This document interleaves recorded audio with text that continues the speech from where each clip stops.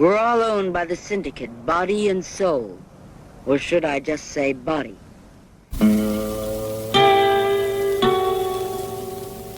Hello, filthy movie lovers, something weirdos, and anti-criterion bros, to the 45th episode of The Sin Syndicate, which can always be found on a Borders end cap and will always go to bat for the big snatch.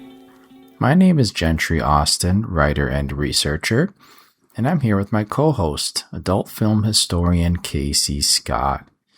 And in this week's episode, we will be returning to the early aughts for a look at the DVD era, specifically the legendary partnership between Image Entertainment and Something Weird Video. A collaboration which brought many of our sexploitation faves to disc for the very first time, jam-packed with extras and carefully programmed with thematic double and triple features. We're going to be talking with someone who was there, Nathaniel Thompson, someone who has been in the trenches fighting for B and Z grade movies since the earliest days. He's a frequent contributor to home video releases and is the webmaster and editor in charge of our favorite website, Mondo Digital. We are super excited to chat with Nat, but before we travel back in time, we've got another guest lined up. Eli Olsberg from our podcast network partner, Punk Vacation, has graciously agreed to spend half an hour of his very busy Sunday with us to recap a special sexploitation screening he attended at the New Beverly Theater in Los Angeles. We will let the conversation speak for itself. Enjoy.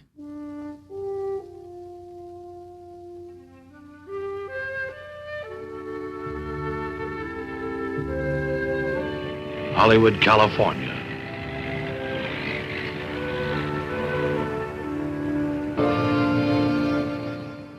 Yeah, I'm recording from the New Beverly bathroom, coming to you live. You never leave. You live in the walls. It's a crawl space situation. You're Klaus Kinski, and you're bad Ronald. You're bad Ronald. That's right. New Beverly is right. Yeah, so a little background. We wanted to bring Eli on to talk about a double feature that he saw at the New Beverly Theater. I don't have the date off the top of my head. It was a couple weeks ago. August 17th, literally 6 days ago. Oh, okay. Less than a week ago. Yeah. So this was a 60s sexploitation double feature of The Thrill Killers, Ray Dennis Steckler, and Psychedelic Sexualis, or On Her Bed of Roses, are two titles it goes by. Yeah, I don't know where the Psychedelic Sexualis came from, because I feel like it's a made-up title. It's psychedelia. It's Psychopathia Sexualis, right? That's the title on the poster. Right, but on the print it says psychedelic sexualis. That's the funny part. I wonder if that was a way to distance themselves a bit from like getting sued for mentioning the book. I don't know. Oh, possibly. Zuck Smith, totally. Who knows? Yeah. Zuck Smith. What am I? This stuff is so good. Yeah. So yeah, just tell us about your experience. I'm always curious about the crowd at these things. Yeah, this one was about. Now I don't remember how much we talked about this when we had I know when you guys were on Punk Vacation, we talked a bit about Eros, like here and there, and Casey and I are talking about like doing something later in regards to this, not just Eros, but like repertory programming with not just adult films but roughies. I actually think like this particular brand of sexploitation is harder to sell than if you were just showing hardcore. And because, I mean, the example I think of is when they did the double that AGFA put out as the Blu-ray. They had the prints of The Defilers and Smell of Honey, Swallow of Brine. That was the lightest of the bunch that time. And which shocked me, but I forgot it was like a holiday weekend. It was raining. It had all the elements you could think of that worked against it. So it was, without hyperbole, I think 20 to 25 people tops. So in some ways it did recreate. For that room, not great. No, because that's about a 230 cap room or 225. So yeah, it was like a 20% turnout, if that, and so 10%. But it was one night only, right? So one night. I guess that's kind of worse, actually. Yeah. Yes, exactly. Yeah. As was and this one was a one night only. So I use that as a metric of, and this one has a little bit more. I would argue putting Ray Dennis Steckler's name is the closest thing you can get to a marquee title in this double, and because I think even amongst the devout of like cult cinema, even this is Steckler and Milligan, those can be pulls for people, and I feel like Steckler's an even harder sell than Andy Milligan, actually. Absolutely. Yeah. But yeah, Honor Better Rose is a pretty deep cut for sure. On top of that, Zug Smith, how are you going to sell that? Nobody cares about Zug Smith unless you're doing Touch of Evil, which was his big thing that he lived on for a long time. Yeah. Right. Well, let me back up real quick, because you mentioned hardcore is, more or less like an easier sell. I wonder if part of that is because it's easy to understand for an audience. Like, look, I'm going to go to see a hardcore movie with people fucking, like, you're going to be able to see everything. With these movies, I think it's still not completely understood by a more general audience that, like, why are these people having sex with their clothes on? Like, what's going on, at this period in time? Oh, absolutely. And I think also, I don't know how many people who go to repertory theaters in general. And here's the other thing I'll say is the New Bev is, if you're going to do this, this is the only place I think it can really even stand a chance. I think if you do this at any other theater here, unless you have like some kind of celebrity presenter, like if John Waters is presenting something or, something like that, it's already dead in the water, in my opinion. So I think the New Beverly, obviously, because they have Grindhouse Mondays, they have, and they obviously have a lot of cachet with that for a variety of reasons from the programmers and obviously from the owner. Yeah. So, I mean, these didn't get an intro, did they? Yeah, they do. So they always get intros. They do. From either. Oftentimes it's not special guests. If they have someone who like worked on the movie that happens to be there, they'll bring them up. But for the most part, it's usually whoever's working the box office that night, which it was Jeff, I believe, was the person who introduced it. But sometimes it's Michael Torgan or the other. I'm forgetting the third person, Beck. I believe. So they'll have a list of notes, and depending on who does the intros, they'll have a lot of notes about them. Most often the print quality, because that's what a lot of people who go to the theater care about. So they'll let you know where the print quality is. And with these being mostly black and white, I think Thrill Killers is like 3 minutes of color. Obviously that was a nice reddish hue, but otherwise with black and white it's just more some wear and tear. And I would say the print quality for both of these were actually really good relative to, they certainly weren't struck anytime recently. So, and what I mean recently, I mean 30 years. Right. So, yeah. And so I guess to answer your question, Gentry, just to go back for a second in terms of turnout, I would say this was about half full. Okay. So it wasn't a bad turnout at all. No, not at all. And if you spread that, and because, obviously not everyone's not sitting together, they're spread out, it actually does feel like you're in a more full house than it is.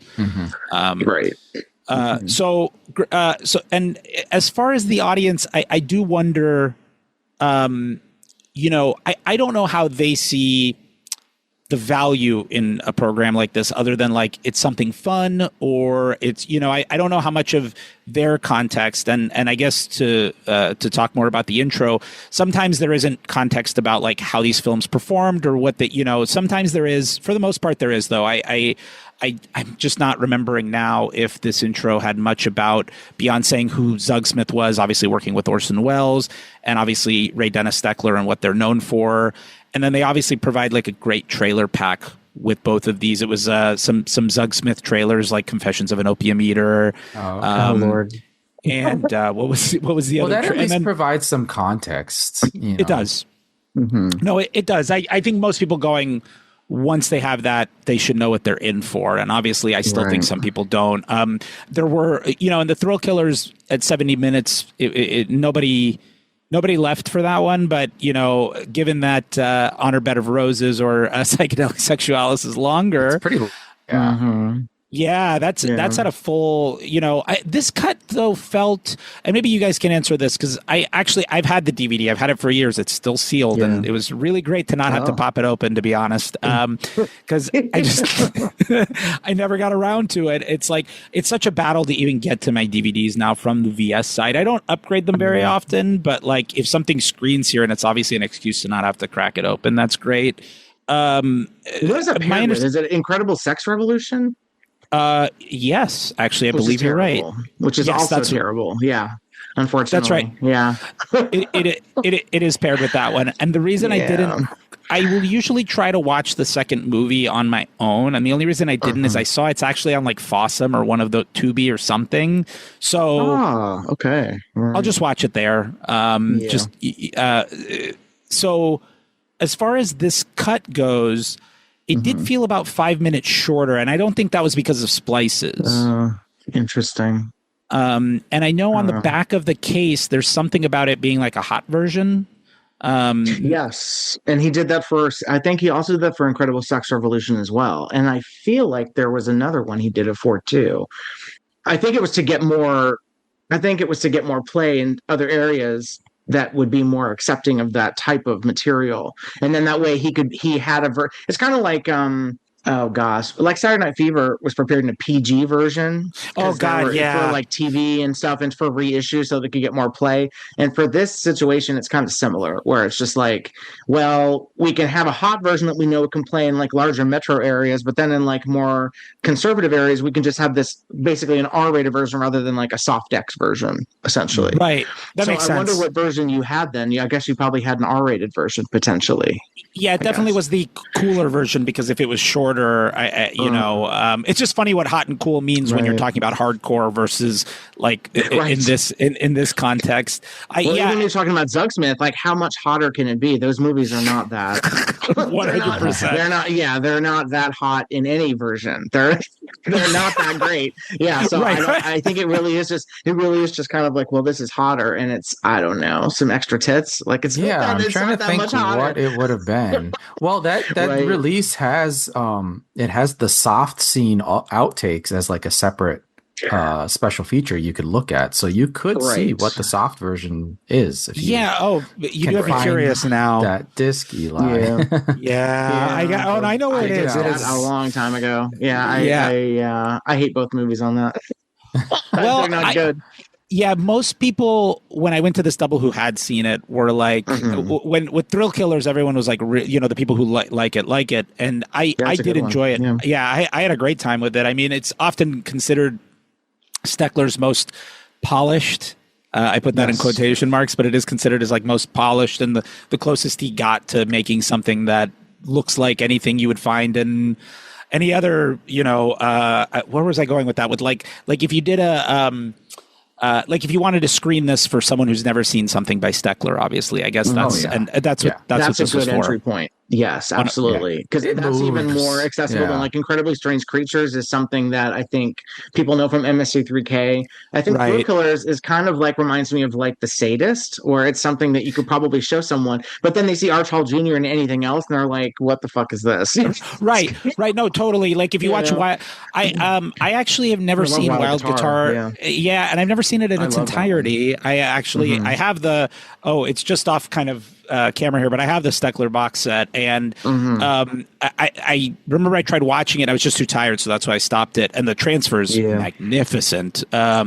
It was good when Something Weird put it out. I think they had the negative to that. I think they had OCN or the original negative. So when that came out with the choppers looked bad, but Wild Guitar was stunning. And you really get a good idea of what a good photographer Steckler was. Like, I'm not someone to give Steckler a lot of credit for anything, but he also photographed Day of the Nightmare, which is very well photographed. Or maybe it was Scream of the Butterfly. I think it was Day of the Nightmare. But he was a very good photographer in black and white. His stuff is really crisp and clear, and we're very well lit. So and you see that here, by the way. See that as his movies go on, they get progressively less well photographed. The values and other things for sure. I don't disagree with that at all. But here, like. And this is part, thankfully, because it's far enough in the movie that the print, where as usual with these kind of prints, the beginning and the end is where you see the most wear and tear outside of the real changes. And you know, that scene in the when he goes back with the woman to her apartment and there's like the flashing lights outside that are making it flash inside, you really get a great idea of how skillful Steckler is with a camera and those kinds of things. That's like beautiful stuff. And you know, we were talking about how much this moves. Even in the last 10 minutes where you kind of start feeling the padding, which is also where he becomes the Marlboro Man. Like he gets on a fucking horse with a cowboy hat and just starts riding. Steckler, another one he cannot avoid showing up in his own movies. He just can't. Yeah. You're never gonna have him not show up in one of his movies in some way. Yeah. And boy, does he really like milk that horse budget or riding the horse. And but I have to say, it's even his padding in this movie. Like what I wrote in my Letterboxd review is that. It's an artistic accomplishment how Steckler pads this out, and like it really is. Like even his padding is an art form in this movie, and that's not even hyperbole. I mean, it really is. Like you even see like the last 10 minutes where he's kind of drawing it out, and you are like, all right, well, let's kind of start wrapping it up. There's still like some worthwhile stuff you're looking at because you know he's out in like some valley out in probably near Lancaster or like you know Santa Clarita or something, and. Yeah, it just looks fantastic. Even when he's doing, you know, what's essentially becomes like a stage play in the restaurant. Yeah, that's the best part. Absolutely. Yeah, and it's interesting because he eventually would become terrible with padding. Like, it was interesting how he kind of goes downhill. I think once he realizes that he can still make a profit with that with making less effort. Yeah. It's kind of like he degraded as a filmmaker because you're just like, well, whatever, I'll make the same amount of money without having to do anything of quality, which is a bummer because you see the early stuff and you're like, what? I don't know what happened there. And that's probably what happened. He was just like, well, the budget's low. I have a little amount of time. I don't need to waste time on niceties in my stuff. Oh, that's a pretty, I would say that's 1000% right. Because like you're constantly surrounded by people who can only give you so much money. And they obviously, even at that level, even though they're not a corporation, they're still going to think like one in terms of profit. So it's like, what are you going to do? You're just going to if you hang around those people long enough, you're going to turn into those people, whether you even know it or not. So that's a really good point. I didn't think of it that way because some people like Andy, I guess that's the difference with Andy Milligan too, right? Where like he constantly, it was always like from the bottom pit of his soul that he was like plumbing the depths to get out whatever histrionic or no matter what, say what you will, whether it works for you or not, but it is coming from a very, very personal place. And at a certain point with Steckler, as much as he obviously loves movies and making movies, he probably was just like, all right, well, this is the money I got and these are the people I'm with. This was like his gore film, sort of like he wasn't like invested in this kind of movie. He just knew that it would sell and he could take it on the road. I mean, he road showed this thing for a while. That just kind of shows like sold little masks and stuff of the Mad Dog. Oh, very right. I forgot about very that. old school style. Yeah. That's right. Yeah. That's right. Also he, putting in like the hypnosis stuff that killed with the crowd. I just wanted to say that, with the little swirling, which is from Incredibly Strange Creatures. He already did that. I guess you're just like, well, I have this optical. I guess I'll use it again. Yeah. Yeah. I love Incredibly Strange Creatures. Actually, I would like to see that with an audience. I like all the musical numbers. Yeah. Sorry. I think it's super fun. And I think MST3K kind of put I'm glad we're getting to the point now that if there's enough distance between that where certain movies can now get there. Though I'll say some stuff I watched, I remember the Sumeru one that Blue Underground put out the 4K of. I'm forgetting. I think it's Million Eyes of Sumeru. Million Eyes of Sumeru. I was like, you know what? That's 10 minutes longer, that cut. And in my head was like, I could have gone with the original cut and the MST3K fellas talking over this. And even though I think that might have been from the rebooted show for Netflix, but still I was like, get why. Yeah. Oh, okay. Yeah. But I disagree. Do not talk over Klaus Kinski as President Boeing or whatever his name is. Just let him do his thing. I want to watch. I mean, I like the MST3K of Incredibly Strange Creatures, but then I then I picked up the Media Blasters DVD of it, and I was like, oh, it still works on its own. I mean, it throws everything into it, and it kind of lives up to this poster that promises you the moon, and it's like, well, there really is there is everything in this movie. It's really a lot. I agree. Yeah. I think it's a lot of fun. I didn't get to see it when it screened here. It screened a couple years ago, and I forget why I missed it, but I know that what the one flaw with the print that's available, and my understanding, this is the only print that anyone knows that exists that can at least be theatrically played, is it's missing a reel. Oh God, a whole reel! Yeah. Wow. So Okay. it makes a short movie a lot shorter. Yeah. Right. At that point, just play the DCP. Yeah, just play the nice DCP for that. That's fine. Right. I don't want if that rail is missing Shook Out of Shape, then it's a wrap. Like I need Shook Out of Shape if I'm going to see it in theater. Sorry, right. I love that. Yeah, I don't know which one it's missing. I if it does screen again, you better believe I'll be there. It was recently enough though, so I suspect it'll be a little while. But any Steckler that screens, I'll be there, even if it's digital. To be honest, just because how often do you get to see that in a dark setting with strangers? It's like the ideal. Right. Well, tell us more about how what you thought about On Her Bed of Roses. Yes. Okay. Yeah. I felt like because that is right. That is a longer film, and it is very leisurely paced for sure. Yes, Gentry being nice.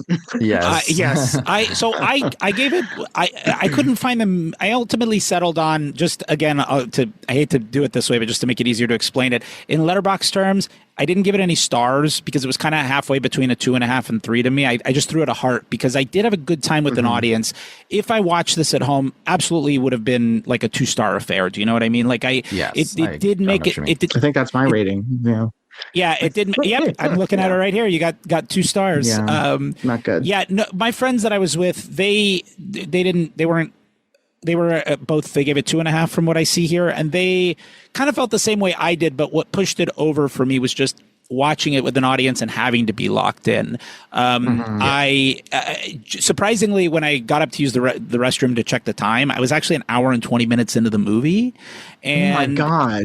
Yeah. And that made me think. I forget how long that movie is. And I'm like, oh, okay. No, I know. Once you pass, I was talking to Phil, the programmer, about this. I said, when you pass 70 minutes, you really have to kind of earn it. But when you pass 80, you truly, not every minute, every second counts. Exactly. In this genre, absolutely. Yes. You can see the scenes that in your head as you're watching, you're like, this could have been every scene could have been 5 minutes shorter. This would have been like an amazing 70-minute movie. But 100%. I watch with an editor's eye way too often. Yes, I'm just like, wait, this could have been sliced. This pacing could have been, which it was crazy because I haven't been an editor in a long time, but it's just I'm just like, okay, this could have been tightened. The pace. Yeah. It's just, like there's that pool scene where they're like the 2 girls are fighting in the pool with her dad. And it's just like, they're slapping each other for like what seems like an eternity. It's like, it just trimmed this, dude. It actually got you see, and that's an example of why that played well with the crowd, because you could feel the audience actually laughed at the moment where you could feel it going too long. Yeah, exactly. And if I did watch it at home, I'd be the same way. I'd be like, can we wrap this the fuck up? Like, what is going on? But there, we all kind of laughed at how we were being held hostage by it. Yes. That's kind of fun. Yeah. It is, yeah. And I have to say, that opening scene that kind of like pseudo targets, even though this beat targets to the punch, like pseudo target scene, really effective stuff. I actually, and you'd think watching a long enough history of watching these kinds of movies, I'd know better. But every time, I still to this day, when I see something like that, I get fucking locked in. I'm like, all right, you know what? I think people are being too hard on this. Let's fucking party. But then naturally, 30, 40 minutes in. Right. Exactly. Yeah. But the crazy thing is, though, like, this is the guy who was giving notes to Wells saying Touch of Evil was too long. Yeah. And then his self-indulgent stuff, he's like, oh, no, let's let it be as long as we need. Good God. That is, I didn't even know that. Wells over Touch of Evil. Oh, yeah. Incredible. There's like memos back and forth. Yeah. Not great. So that's where the restoration was such a big deal when it happened, because it was all this stuff that Zugsmith was like, cut it out. Well, yeah. I counted. So I was sitting I have a specific area that I sit in, so I can only see about half the theater at best. And I counted from my side, I think about 5 walkouts for this one. But here's the thing. It's a Monday approaching 11 o'clock. So when people are there for something like that, unless it's absolutely pulling them in a way that they are like, I must stay for this, I don't blame them. I totally get it. They're like, I saw Pat Barrington do her belly dance. I can leave. Right. Yeah, they're like, yeah. After, right. I forgot that. Yeah. That sequence is fantastic. I at least love in the that theater party sequence. Yeah, that whole party sequence with Pat and everybody else. That's the best part of the movie, and then it just kind of. Absolutely. Yeah. It's right up there with the opening for me. And that's kind of where I got after that. It definitely becomes more of an endurance because of how that movie is, also the opening sells a movie that you're going to follow a socially awkward guy that you don't meet again and you for never the most see part. Yeah. And the last 15 minutes. Yeah. Which in some ways could be a feature in the right hands, but it obviously is more of a bug here. Yes. I feel like Lee Frost could pull that off because he did like Zero and Scream, which is similar in several ways. Yeah. And if you guys want, the first and only thing I bought an advance ticket for the New Beverly in September is that Lee Frost double. So I'm happy to come back and talk about those because have not actually seen either. No pressure. But these are first time watches. I'm excited about the All American Girl, which you have to see. I will be going to. Yes. So I'm actually going to. I wanted to go see Cuddly Toys to just support Kansas because I really did enjoy that movie. But unfortunately, I forgot I had bought tickets and made plans to go see Assault of the Killer Bimbos on 35, which I have not seen. That's fun. Yes, okay, that's great. Okay, I like so that one. It's early enough that I can actually see that, be out of there, and drive to New Bev and still make it in time for All American Girl. So that's my double feature for that night. Okay. Yeah, that's a good plan. Because that one, seeing that on a big screen would really blow my mind. Yeah, that's such a good movie. We need all the notes on that screening. Yes. Like, about the print, about how many walkouts there are during the snowballing scene. The walkouts, I'm worried. Yeah. So that's before the Lee Frost double, I believe a week or two before. Yeah. So like I said, if you guys do want, I'm happy to come back and talk about all four. We can even throw in Bimbos if you want to do a longer chat at some point. And like I said, no big deal. If you don't, I can just send it in writing if you guys want to just chat about it either or. I just wanted to put that out there because I feel like those are, I didn't realize I'm becoming a Lee Frost completionist, but it's happening. It does happen to a lot of us. Yeah, it's like once you see one, you kind of have to see them all. He's very consistent, which is nice. Yeah. Like there are very few hiccups across that career. Honestly, yeah, he's very, very underrated. So far, so good for me. Yeah, it's been a great ride watching Lee's stuff. Even like Thing But Two Heads, great, love it. Can't wait. Yeah. I'm so stoked for that too. Yeah. The only one I really don't like, I think, is Chain Gang Women. That's it. And even that has enough points of interest that I wouldn't tell people not to watch it. I just told a friend to watch a climax of Blue Power. 2 people actually I know. That's great. I can't wait to hear what they have to say about it. Because one I know is going to love it. The other one, that's one that I would be careful about recommending to certain for sure. People. Yeah. For sure. Well, I want to see the original version because, of course, it was shot soft, and then all the inserts were. I don't know if they were him or they were somebody else. That whole thing is. I don't know who would know what happened with that, but that's a good one. It's a really good one. Good stolen music from the Together Brothers soundtrack. Yes, too, on that. Yeah. Well, we love good stolen music. To refer back to our conversation last episode. Yeah, I like that idea though, Eli. We will be in touch. We absolutely definitely want to hear about how those go. Wonderful. Yeah. Thank you guys again for having me. This was so fun. I could obviously we love you. As we always say, we could have. This is what we did. I mean, it's a miracle that we got to half an hour just about. I feel like this truly could have been 2+ hours just talking about Zug Smith.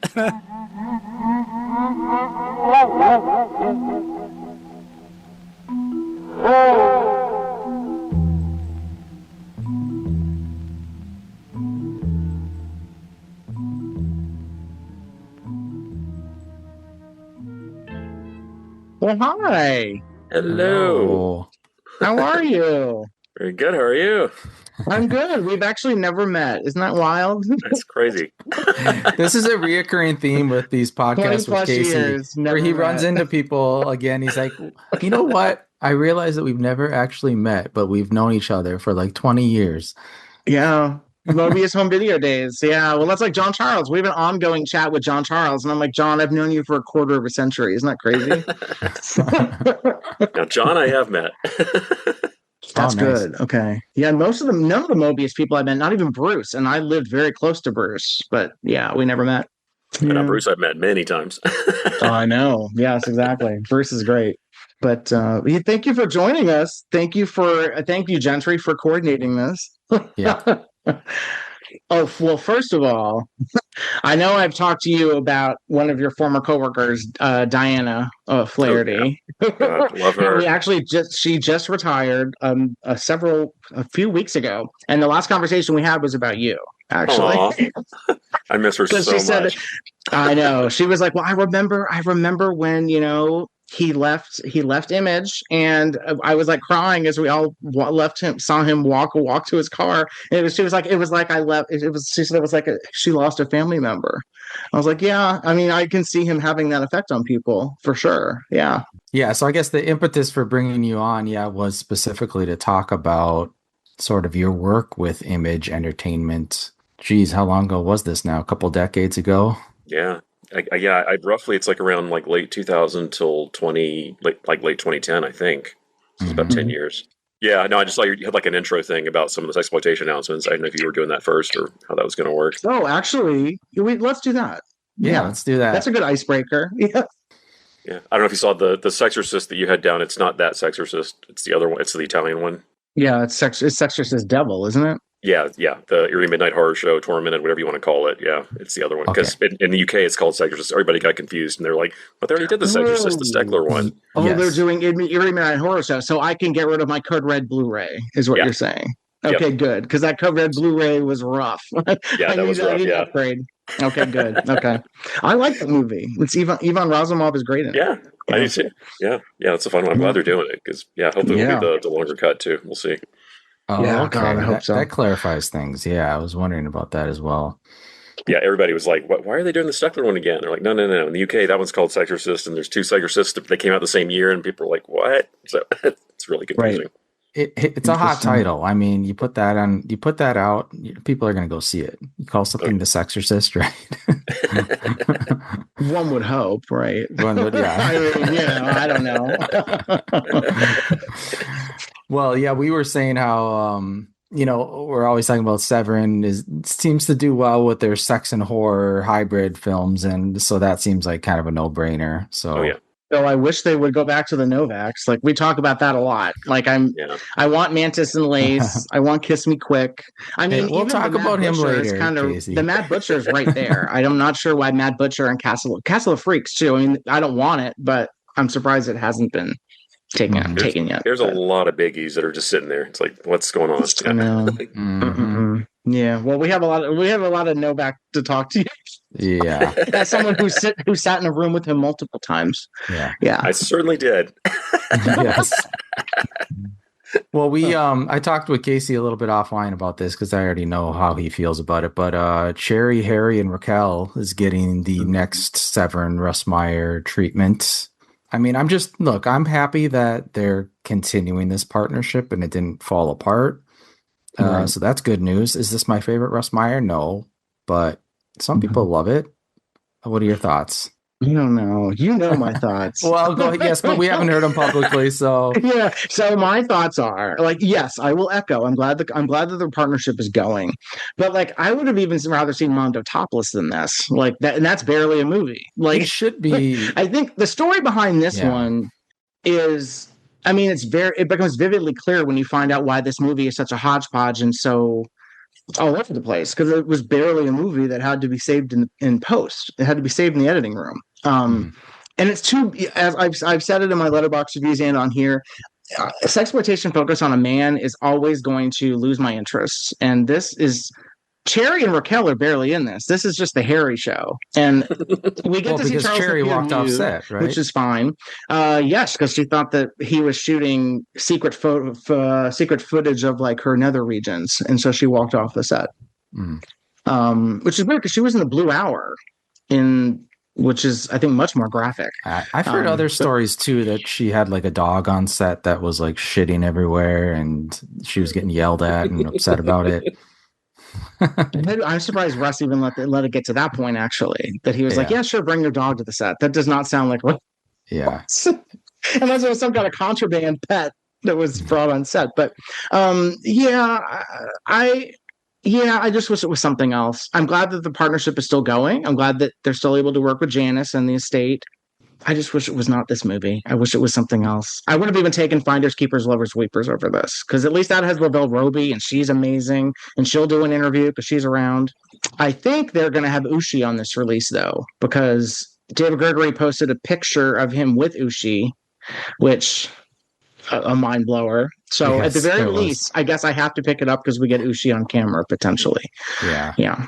I know that she's not a central player in this movie, but she has a heavy presence in it. So I can see she's the only good thing about it. So I can see why like, they would want to have her on this release if that's what's happening. Right. Because they didn't get her for Super Vixens. Yeah. It's going to be an amazing looking disc, though, because I mean, it's an important movie. I mean, it's a huge mess of a movie, but it is an important one, so it makes sense for them to do it. But I mean, I think people are going to be shocked at how nice it looks, because my fondest memory of this movie is that back in the late 90s, at 99 at the Egyptian here in LA, they did that huge Russ Meyer retrospective. They showed almost everything. And but the print they ran was just gorgeous. So this should look stunning. And I always have a soft spot because Charles Napier was there with Russ for the Q&A, and afterwards, oh my god, I just remember walking out in the lobby and Charles Napier was standing next to me. All of a sudden, Kitten runs up and she's like, "Hot full frontal scene, Chucky," and like grabbed him. and then she made me take a picture of me putting my hand on her boobs for some reason. So yeah, she loves that. She loves past tense. Yeah. Yeah, I can't hate the movie just because of that. It's it's a sentimental favorite just for that reason.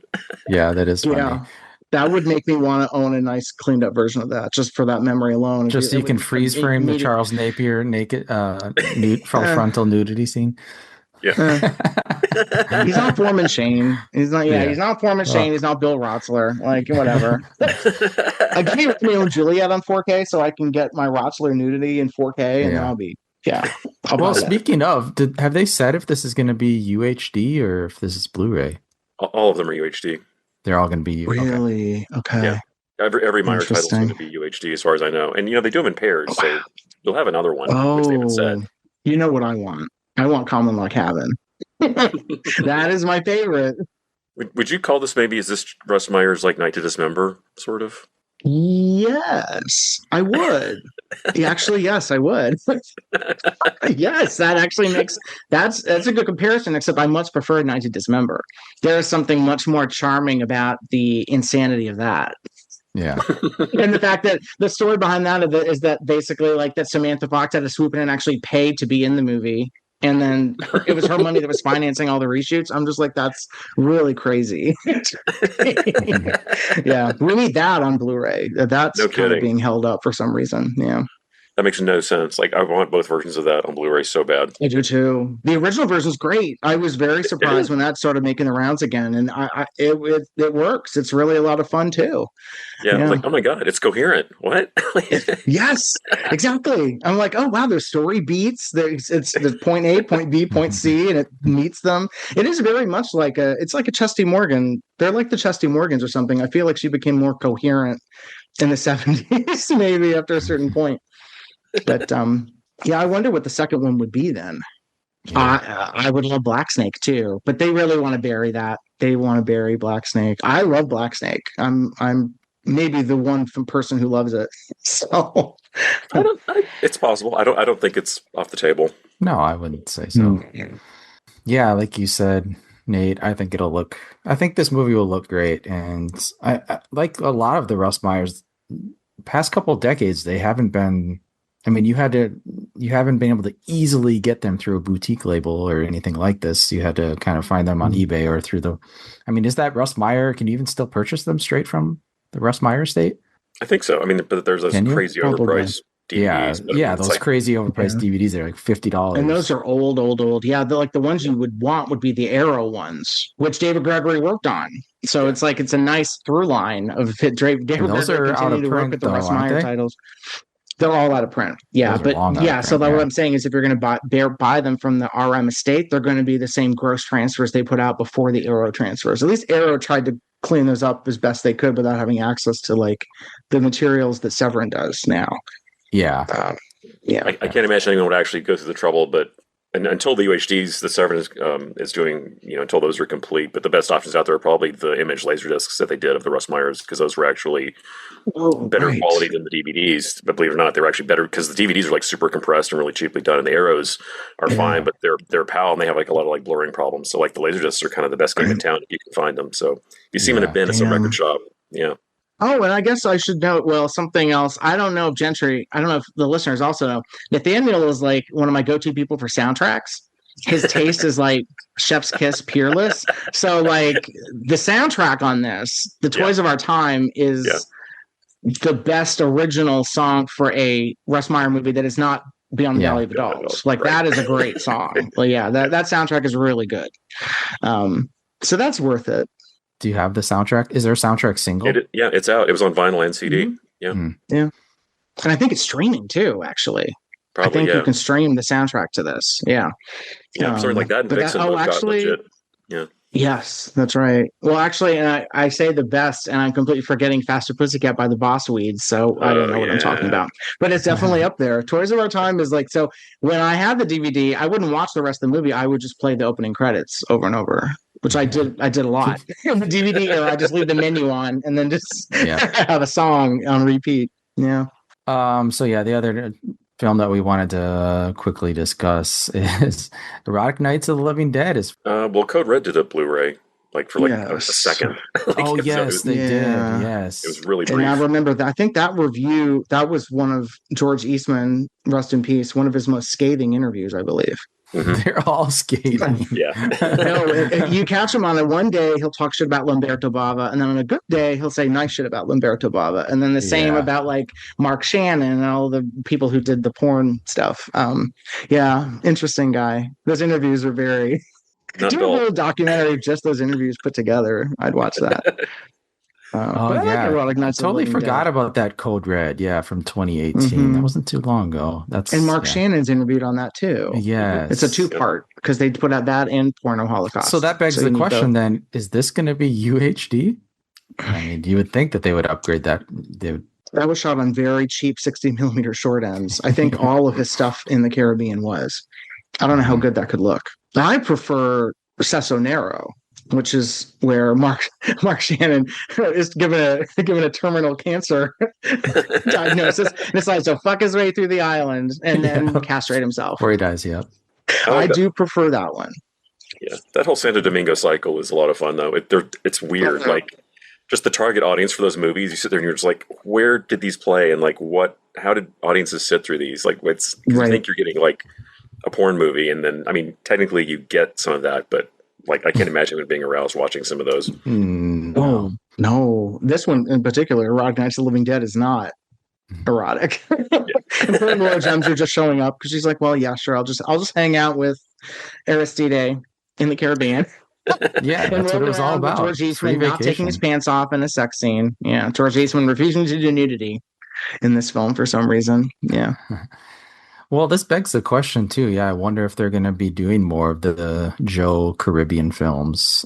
Listen, if the Italian disco stuff can get a box set, then Joe in the Caribbean, someone on a commentary, then I feel like we can get a Joe D'Amato Dominican Republic movies. Yeah. Yeah, that'd be a hard sell for people Sex and Black Magic and Exotic Malice and all those. Well, it's it's D'Amato, which they already have a lot of his stuff. It's Laura Gemser, who they already really promote. George Eastman, who they did Anthropophagus and Absurd. I think it's a slam dunk. I think that whole collection that's a no-brainer for them, I would think. Yeah. But maybe we'll be getting that. I don't know.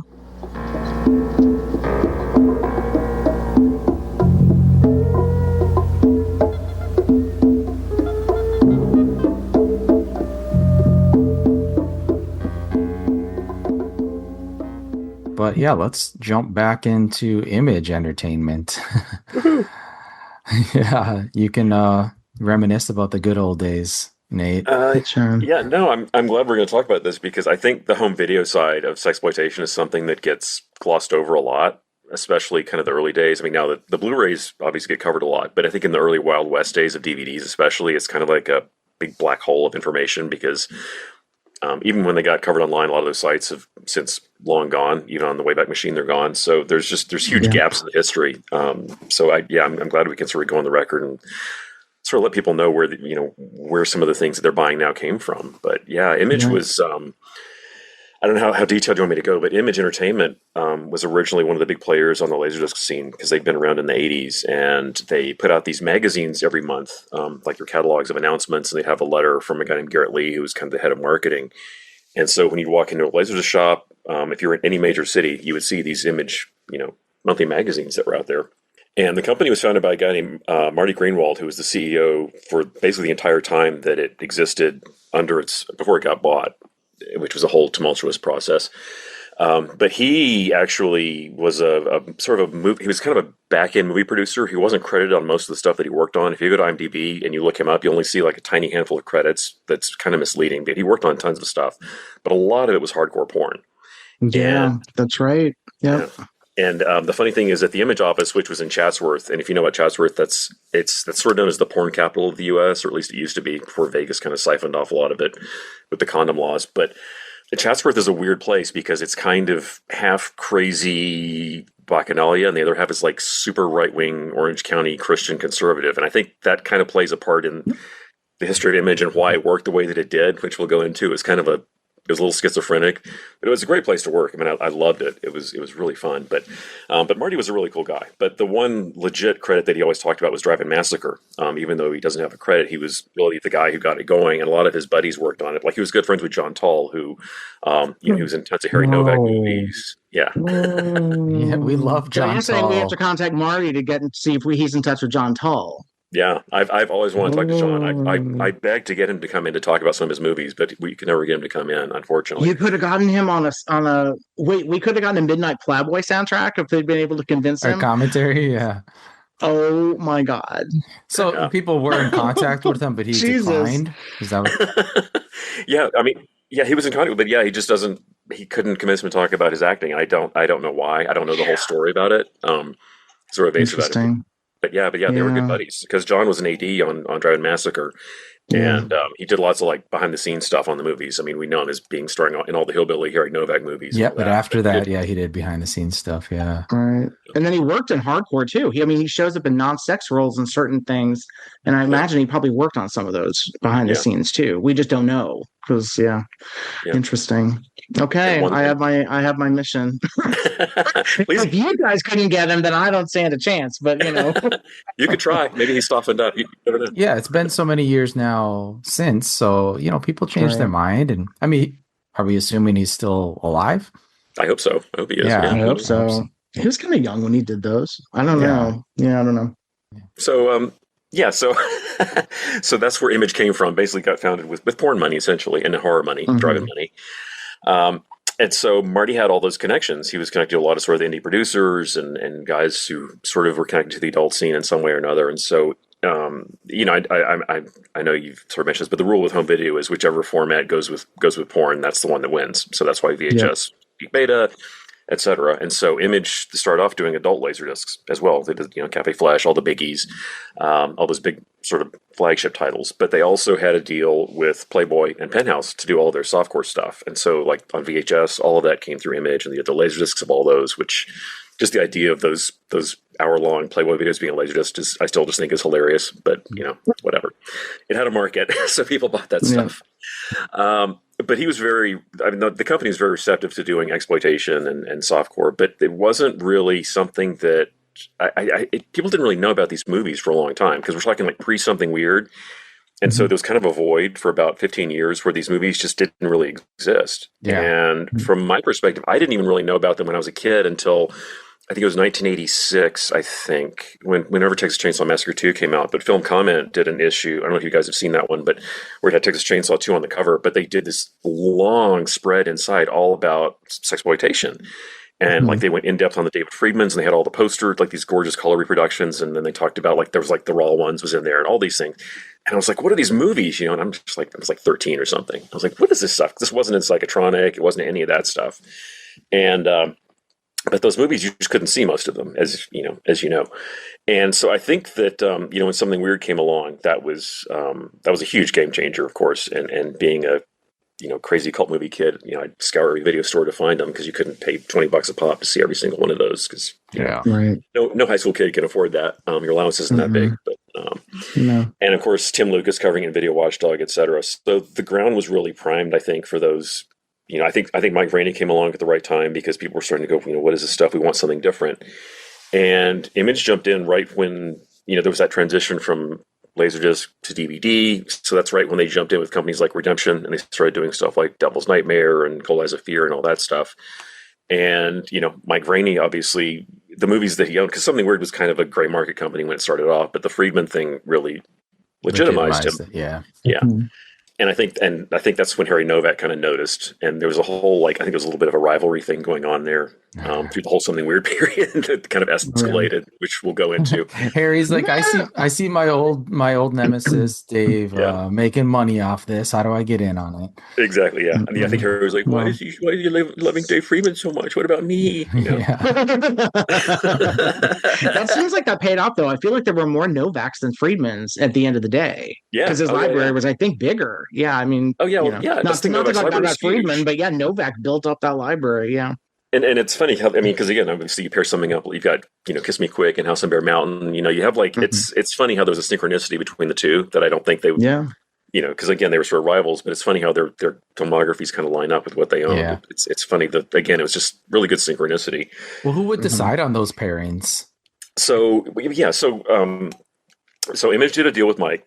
So they would do 20 titles to 25 titles at a time. They would keep, doing new contracts for these things. And so let me back up. So Image, of course, jumped into DVDs pretty early on, and they did it. Mike was one of the earliest deals they did, I believe, because they ported over the Redemptions. But, they're like, let's do, some of the horror and exploitation and stuff like Blood Feast and Color Me Blood Red. Those were the obvious ones because people knew those because those had been on tape, and Basket Case, which Frank let them do as Something Weird for a while. But those were standalones. And so, but Mike had all this stuff to do bonus features, and he would do his own commentaries with Dave Friedman.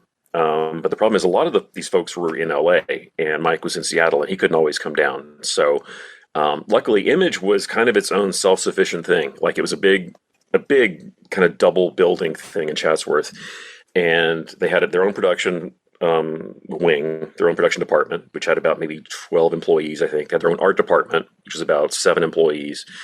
Basically, they did everything in-house except for printing, the actual manufacturing, the replicating of the discs. That all got done outside. But aside from that, everything was inside. They had their own QC people, which is kind of a lost art, unfortunately. Nobody QCs discs anymore. That's why you have recalls all the time on stuff. I know, it seems like way more than ever these days. Yeah, it's far more. Yeah, we don't need to pay QC people. It's you'd save so much money. I'm sorry you got to pay a regular paycheck, but, these recalls cost a ton of money. Because we QC people at not just Image, but at Underground and Anchor Bay. All these companies, they used to just QC everything. Every company would you would QC every audio track. You would QC on multiple players. You'd make sure everything worked. They don't do it anymore, which is a shame. Yeah. But so Mike would so there are three people involved. There's Mike Rainey and Lisa, his wife, and then Frank Henenlotter. So they would kind of come up with what eventually became the double features, because these were singles at first in those snapper cases. And they're like, well, these movies are short and we got all these extras, so let's start pairing them up. And because originally you'd have stuff like Erotic Adventures of Zorro just came out by itself, not much on it. It was kind of sparse. And so he thought it'd be fun to start pairing these up because you had all the space on the disc. This isn't like a VHS tape where you've only got 2 hours to work with. You could kind of go nuts.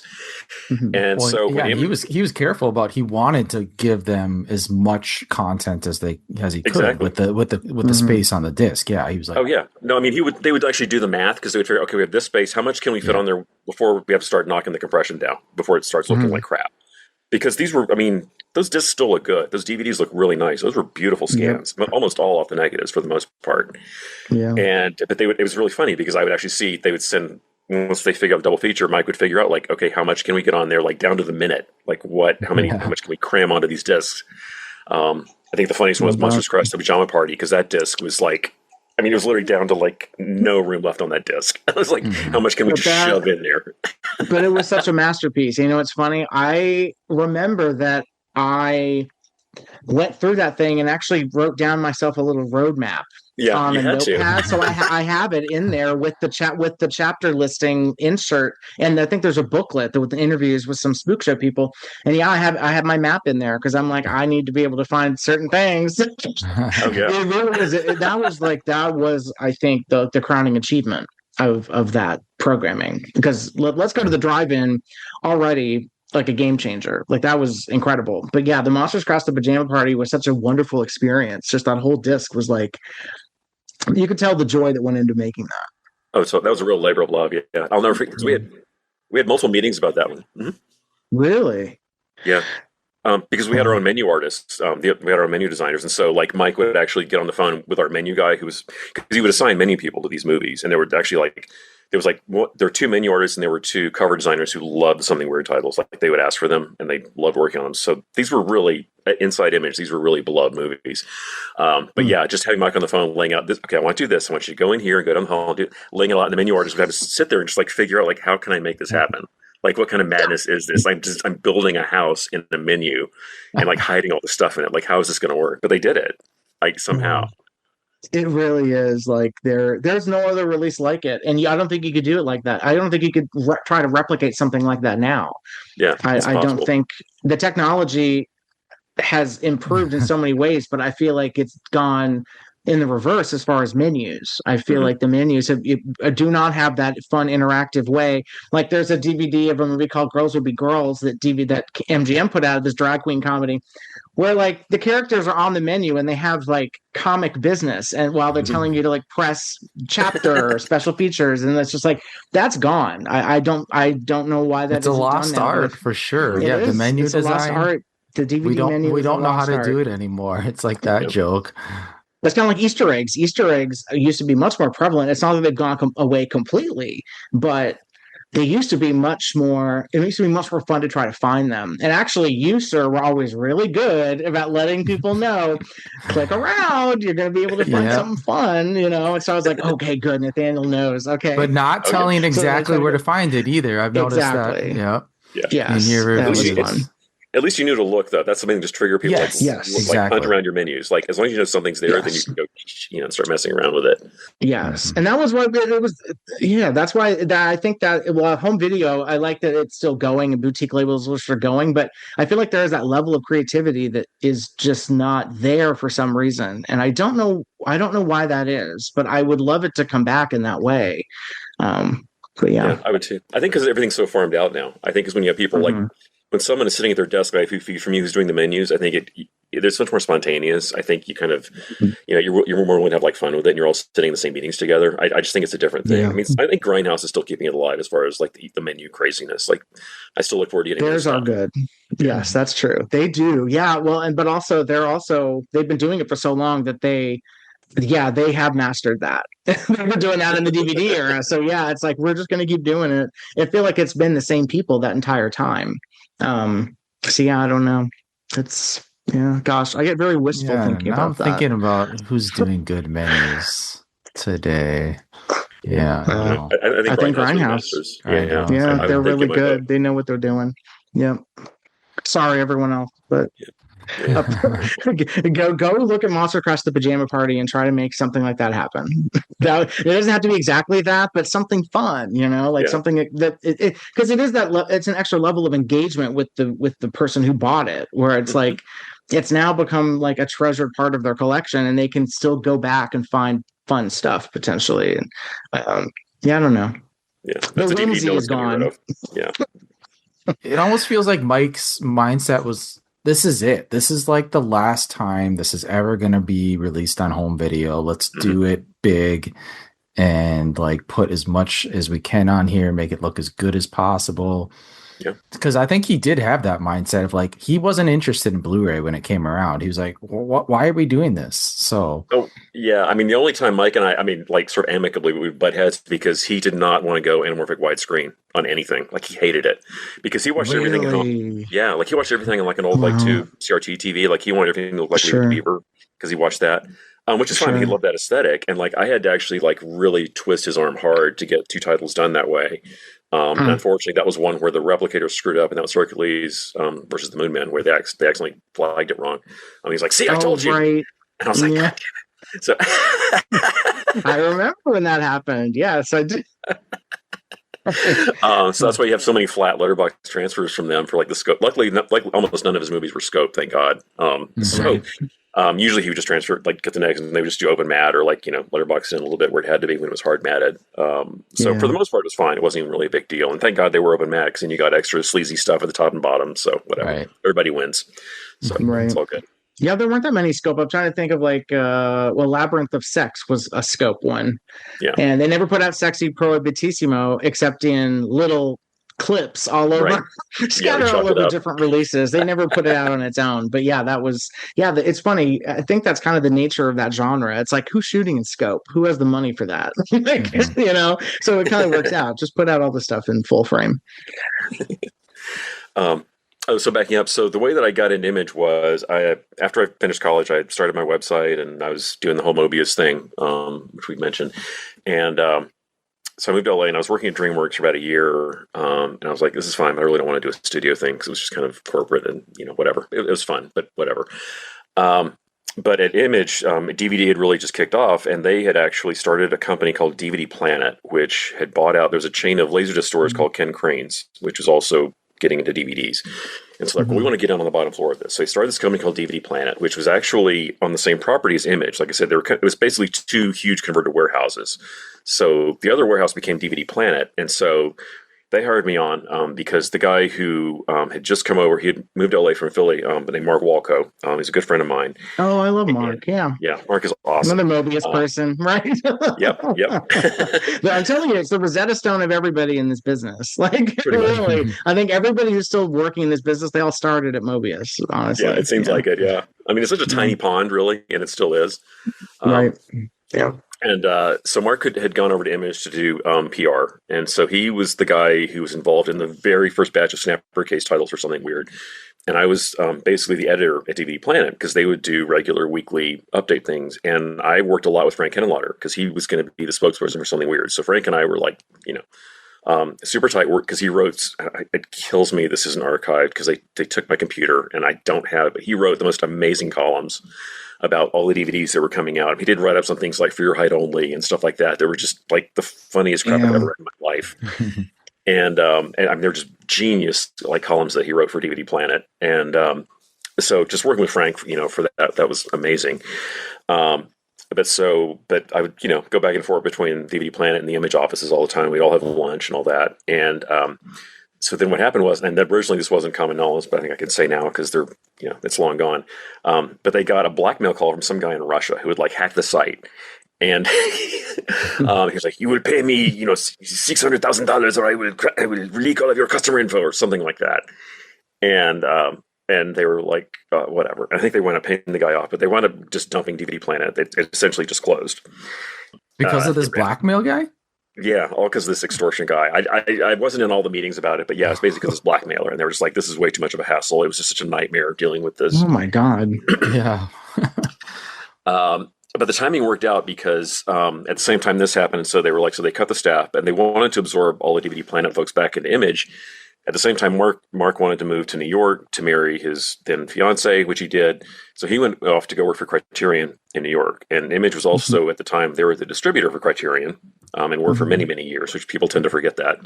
We had our own dedicated Criterion person in-house. And so I just sort of leapfrogged over and I took over for Mark. So I inherited Something Weird line, right as it was, and as it was getting off the ground, and all the Euroshock titles, anything weird, the Ted B. Michaels stuff, all the British sexploitation stuff, the British sex comedies, all of that wound up going over to me. Right, what was that, Jezebel?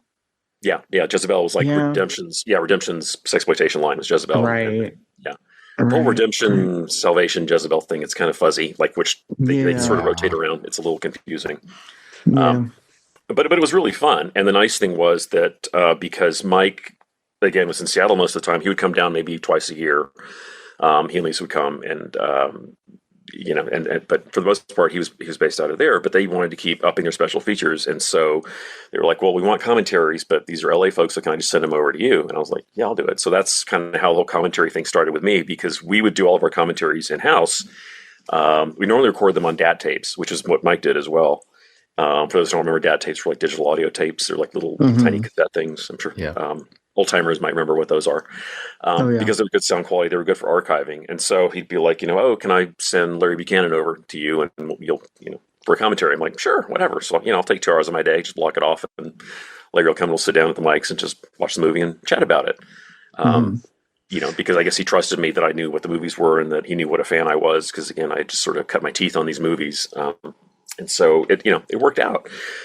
But Mike stayed with like the Friedman stuff was all his. I mean, he did all those, obviously, because you can hear him on those. And the really fun thing is that Image would also let me go to the Chiller convention, which they would, they have multiples, but the big one is the Halloween one they would have every year in New Jersey. And so I would get a dealer pass, and I would basically go help out at the Something Weird table with them, and we'd all just sort of hang out. And like we were saying, because like Mark Walcoe would be there, and like Mike Felcher, Mike Ingold, and like all the video label guys were there every year. So it's kind of, we would all just go out and have pizza and drink beers after, and it was people think we're all competitors, but it was kind of like more because we all love the same movies, so it was kind of more like a family kind of thing. But it was really fun. But like he would bring Mike would bring Dave Friedman a lot to Chiller. So just getting to, you're hanging out with Dave Friedman for like a whole weekend. You're like, this is heaven. He's just the best. And I'm just glad I got to hang out with all these guys before they left us. I mean, I know because you've talked to Dave too, and it's just it's it really felt like the end of an era when they started leaving us, because it was really strange.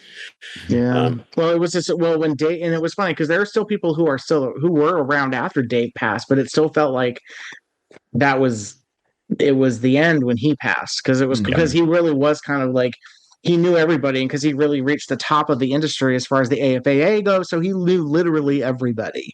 So when he went, it really was kind of like, okay, there are some people left, but it felt like there were like they were scattered. There wasn't like a central figure that you could go to. It's going to give you like the best version of the history of the industry. So that was, and he wasn't even that old, really. I mean, he was old, obviously, but like, I know people that are still alive now that I just found out that Ray Anthony's still alive, and Mamie Van Doren's still alive. So not as old as them when he passed away, Yeah. Well, what were some of your favorite commentaries to do, Nate? Oh gosh. Well, getting to do Larry Buchanan was really fun. That was a really cool one. Let me think. Which one was that? Was that for Naked Witch, or was that for Common Law Wife? Or did you do both? I'm trying to remember now. That, I think, wasn't that? No, it was for. I think it was Lee Harvey Oswald. Oh, Lee Harvey Oswald. Oh, right. Okay, that's right. I keep forgetting that came out. Yeah, I wish it was Naked Witch. Naked Witch would have been really fun. But yeah, I mean, but it was a blast, and I mean, it also getting to the tracks. So it gave me a little bit of, I guess, leverage where I could actually sort of like force some titles through that I wanted done that they weren't kind of resistant to. Because like then, so I should back up just a second. So Image, like I said, was doing porn on Laserdisc, but when DVD came along, they had actually changed a bit, because during the Laserdisc thing, Image and Pioneer were the two biggies, and Image wanted to work more with the studios, and they somehow finagled a way into becoming Disney's Laserdisc replicator and distributor. And so suddenly they were doing Bambi and Pinocchio, but Disney was like, "You're not doing the porn. Like you could stick with the Playboy and the Penthouse. That's fine. The softcore's fine, but the hardcore's out." And so they immediately had to stop doing the hardcore Laserdiscs. And so when DVD came on, they were doing deals with Universal and people like that. And so still hardcore was a no-no. Well, just because they had a deal with Disney, but I mean, Disney didn't own any stock in the company. It's just like, but it was just Disney like, if you didn't want it to be anywhere near their stuff. Is that the idea? Yeah, it's like, if you want to carry our stuff, we don't want to be associated with it. Yeah. Well, I mean, it's the same which makes sense. Vinegar Syndrome is going through the same thing. Exactly. That's why Melusine exists, is because they're doing Paramount, they're doing MGM, they're doing Warner Brothers. It's like, you can't have that butting up against, Tobalina movies. It's not going to happen. It's bad enough that their logo is still a sexy woman. That's bad enough. Yeah, I'm surprised they haven't changed that. You don't really need, I'm surprised they haven't changed it either. I'm surprised that wasn't any kind of discussion. But I think it was that. It was a combo of that and credit card processors, where they didn't want to process porn. But it's the same thing. It's like the people with the money are going to make those decisions, and you have to go with what they want to make sure that you still keep getting their money. Yeah, exactly. Makes sense. And then also another concern, this isn't really something people talk about now because the internet's taken over, but also there was the thing about crossing state lines with certain products. Right. If it was just straight up, if it was just normal porn, that was okay. But if there was something that was kind of a little dicey, we'll talk about this later with one of the Something Weird titles where I think this was probably a factor. I can't say for sure, but I think it was. Oh God. Okay. But Mike had run into trouble with two titles, which were Sex Psycho, which is actually Widow Blue. Right. But he carried that for a little while. But that actually got flagged. I think it was in Alabama. Somebody flagged that one, and they got in trouble with that one. And there was a gay porn one they did called Hold Your Peace, which they only sold for. Oh, that thing! Oh my God! Which also, I know the scene probably that was flagged. Oh, I bet you do. yeah. One scene never forgotten. Yeah, let's just say, do not use a knife as a dildo. Okay. Yeah, and don't try to make it sexy either, because there's no way that can be sexy. Well, I mean, doesn't Widow Blue have some really violent sexual content in that? Yeah, that's the problem. Yeah, anything that has anything that's because any movie where you have like hardcore sex with people covered in blood, it's like that's what it is. That's a no-no. Yeah, you can't combine. It's very BBFC. Actually, it's very it's very unusual that remained a thing for so long, and then I guess people stopped caring somehow. Yeah, like I said, I think the internet just kind of wrecked it all because now it's just like whatever. You can't who cares if you're shipping discs over state lines anymore? It doesn't matter. Like nobody cares. Well, yeah, right. Well, I think that's how Vinegar Stone was putting out like Pretty Peaches uncut and Babyface uncut and releasing Widow Blue on DVD. Yeah. Or both ways. I was surprised they put that on uncut because the whole thing where it's like, and Through the Looking Glass too, because they had that whole thing. It's like, well, you can't have a kid, and even if the kid has nothing even remotely sexual in the movie, like having a child actor in these movies was, they would start cutting them out. Exactly. Completely, Well, that happened with Dr. Sex. I have that noted to bring that up. There was a digital. Yeah, that's what I was Zoom. referring to. Yeah, I'm pretty sure that was. I think that actually came to us like pre-zoomed. Oh, really? So they knew it was going to be a problem. Yeah, I'm pretty sure that Zoom was because of what they had gone through with those two titles. I think they were just like, screw it, we're just not even going to mess with this anymore. So I think that was already pre-zoomed in when we got it. Because the thing at Image was we did not want to cut movies at all. Like it was like if we had to cut it, we were just going to like let somebody else do it. The only exception, because I really wanted to do it, was Female Vampire, where we actually had to wind up because there's a couple of seconds of like unsimulated like oral sex in it. And we wound up having to loop other footage because it was such a huge title, and I was just like, I hate doing it, but like I really want to put this out. So that was the only workaround we could do. But other than that, like we did not want to cut anything. I'm not counting stuff like that, like the cut down hardcore featurette stuff, like The Geek that Mike put on as extras. That doesn't count. Right. But as far as like full movies go, it's like we really did our best not to cut anything because I did not want to censor anything if possible. Well, Dr. Sex, that should have been zoomed. That zoom was justified. Like I don't need to see a naked little girl. I don't care if it's just like fun or like it's supposed to be like a joke because it's the segment in that is like it's a girl who was a woman who's an nymphomaniac, and it's like, well, even as a little girl, like she was like running around naked, and it's this little girl running around naked, and it's like, well, I didn't need to see that to know that she. So I'm fine zooming in on that, and I don't need to start thinking about like, well, whose little girl was this? Like it really makes you think about different levels of that, and it's very discomforting. But yeah. So that's my theory about why that was zoomed in. I mean, I'm pretty sure because the timing matches up. Like I don't think we ever really talked about it, but I was just like, I can see why. Because you just don't want to go down that road, especially when at the time that came out. Yeah, well, that was also when I remember they discontinued a lot of titles with teen in the title, and then they reissued them. Like I remember Teenage Fantasies, they had to reissue as Renee Bond's Fantasies. Mm-hmm. And because that's such a big seller, you have to have that in your collection. If you're a Renee Bond person, that's like one of her key films. So they had to reissue that. But I remember when Hold Your Peace went out. Actually, you know what? You sent me Hold Your Peace, I think. Because I remember you sent me that and Heavy Equipment. Yeah, and I think you sent me some other Burn stuff, and I was like, because we did a trade or something, and I still have it with your handwriting on it. I think it's Hold Your Peace and Finger Looking Good, and then Heavy Equipment, and then I think you sent me I, a Woman too, something else. But yeah, because you had all the rare Something Weird stuff. So I was like, I need it. This is before we had Alex Slipcase, who was one of our regular listeners guys who now collects these things and rips it for us. But yeah. I wonder if he has the Something. Don't watch it. Don't watch that, Gentry. You don't need to watch. You don't need to watch Hold Your Peace. It's not. In your head. It's not a pleasant experience. It's the threads of gay porn. Just don't do it. It's so bad. Yeah, it's not good. So was this the same time? Where's like Big Snatch, that controversy and like Love Camp? That was early. That was actually a really early one. So So, like I said earlier, the thing about Chatsworth, like I said, is that it's very porny, but really prudish at the same time.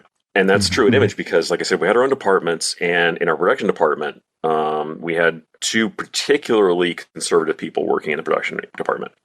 I won't say the name. And they're very nice people. I mean, we got along fine, but I had to sort of be very political and work around them a lot and sort of tap dance because I knew there were certain lines we couldn't go past. And as I found, Big Snatch was one of the first movies that triggered that, as was Love Camp 7. So anything that got like, even if it was softcore, if it was like super, super rapey, then it would start setting off some flags. If there was like one rape scene in a movie, like they would let it slide. But if that was the whole focus of the movie and there was just people just screaming and getting raped for the whole thing, it's just like, no, we're not doing this. Well, so are these people watching the movies? Yeah. Okay, so they're watching it front to back. Okay, they're not just like looking at the campaign or anything like that. Yeah, it's okay. And unfortunately, there were the two people who were. It was like the number 1 and 2 person in the department. This wasn't like just these weren't just the normal production grunts. These were the two in charge. And I mean, and like I said, they let stuff go that I was kind of shocked by. Things slipped through. But I would have some really surreal days at work where like the weirdest one ever, I think, was when Scream in the Streets came in, and they had pulled it up and they were like, Nathaniel, can you come back here? And I was like, okay, sure. And it's like, so we just got this here. It was, we just got this movie Scream in the Streets. We want you to look at it because we think it's hardcore. And I was like, okay. It's close. And so I'm sitting there. I mean, we're sitting there for like an hour, like going frame by frame in the massage parlor scene where the guy's, inserting forward, but you don't see anything. It's the angle is just enough where you don't actually see anything go in. I'm like, no, it's not. Like, show me actual penetration. You're not going to see it. And they're like, but he's clearly doing it. I'm like, well, maybe, but you can't prove it. Like, so went back and forth, and it finally got through uncut. God, as opposed to something, and again, I think Please Don't Eat My Mother was actually pre-cut when we got it, I believe, because there was a version of that does, that has it's missing like that the one shot in there. But the other funny thing is that I think that I don't know what the ordering process was. I think when Mike would have the scans commissioned, they would just pull the negs and scan them and send them over. And I'm not sure whether he actually saw them after they were done, because there were a lot of cases where the Novaks would come to us, especially the southern ones would come to us, and they would have extra stuff tacked at the end, like extra hardcore stuff. Right. So like unrelated, but with different actors. So that's the weird thing. It wasn't even the main cast. Yeah. Like he would just get these random people to like just sit in a barn on top of some hay and just go at it for like 5 minutes. So they could, if somebody wanted to sell it as an adult film, they could just splice that at any point in the movie and it wouldn't matter. Right. Yeah. With his fake R rating on the poster. Right. Which he loved to do. Yeah. And like I would have loved to put this on as extras, but we couldn't because again they were full on. Yeah. Yeah, you couldn't. They wouldn't even let you have done that as an Easter egg, right? You couldn't. Yeah, even not even an Easter egg. Yeah, there's no way. Wow. Like it's not really censorship because they were never part of the movie. It was just sort of like an optional thing where it's like, hey, if you can get away with it, feel free to drop this scene in somewhere with these other people, But it wasn't like Renee Bond or like John or any of those folks, or Sandy or none of the Novak players were in these scenes. So that's so interesting though, because they're on this. We talked about Sassy Sue. And I think there were only 2 people in the movie who weren't doing hardcore at the time that was being made. And so you would think that, Sandy Carey would do something hardcore on the set because she was there. And they were going to pay her a little extra to do something hardcore. But that's really wild. They would just get like some random people to just do whatever. Or even like for Southern Comfort. So like Judy Angel, huge in porn, to tons of porn. Well, again, it just makes it easier if you can't see them, you can't see their faces, they can just splice it in wherever. Yeah, if it's just a body. Well, that is true. Yeah. Well, actually, Sassy Sue, I was revisiting that for our episode, and I was shocked that I was like, oh, right, Tally Cochran is basically giving John Tull a blowjob. And she's like slapping her face. And her head is like right next to it. Yeah, I'm just like, I can't believe that this didn't raise any flags. It probably did, but, they were like, well, it's technically not hardcore. It's just a lot of manual manipulation, I guess. Right. You have to use the censor terms. That scene is hilarious to me, though. I remember the first time I saw it when the tape came out, and I was just like, does she just not know how to do this? Like, what's going on in the scene? Like, she's just being silly. I don't see how either of them are getting much out of this, but okay. No. It's just for the audience to kind of be like, oh, I saw something extra dirty tonight at the drive-in. Yeah.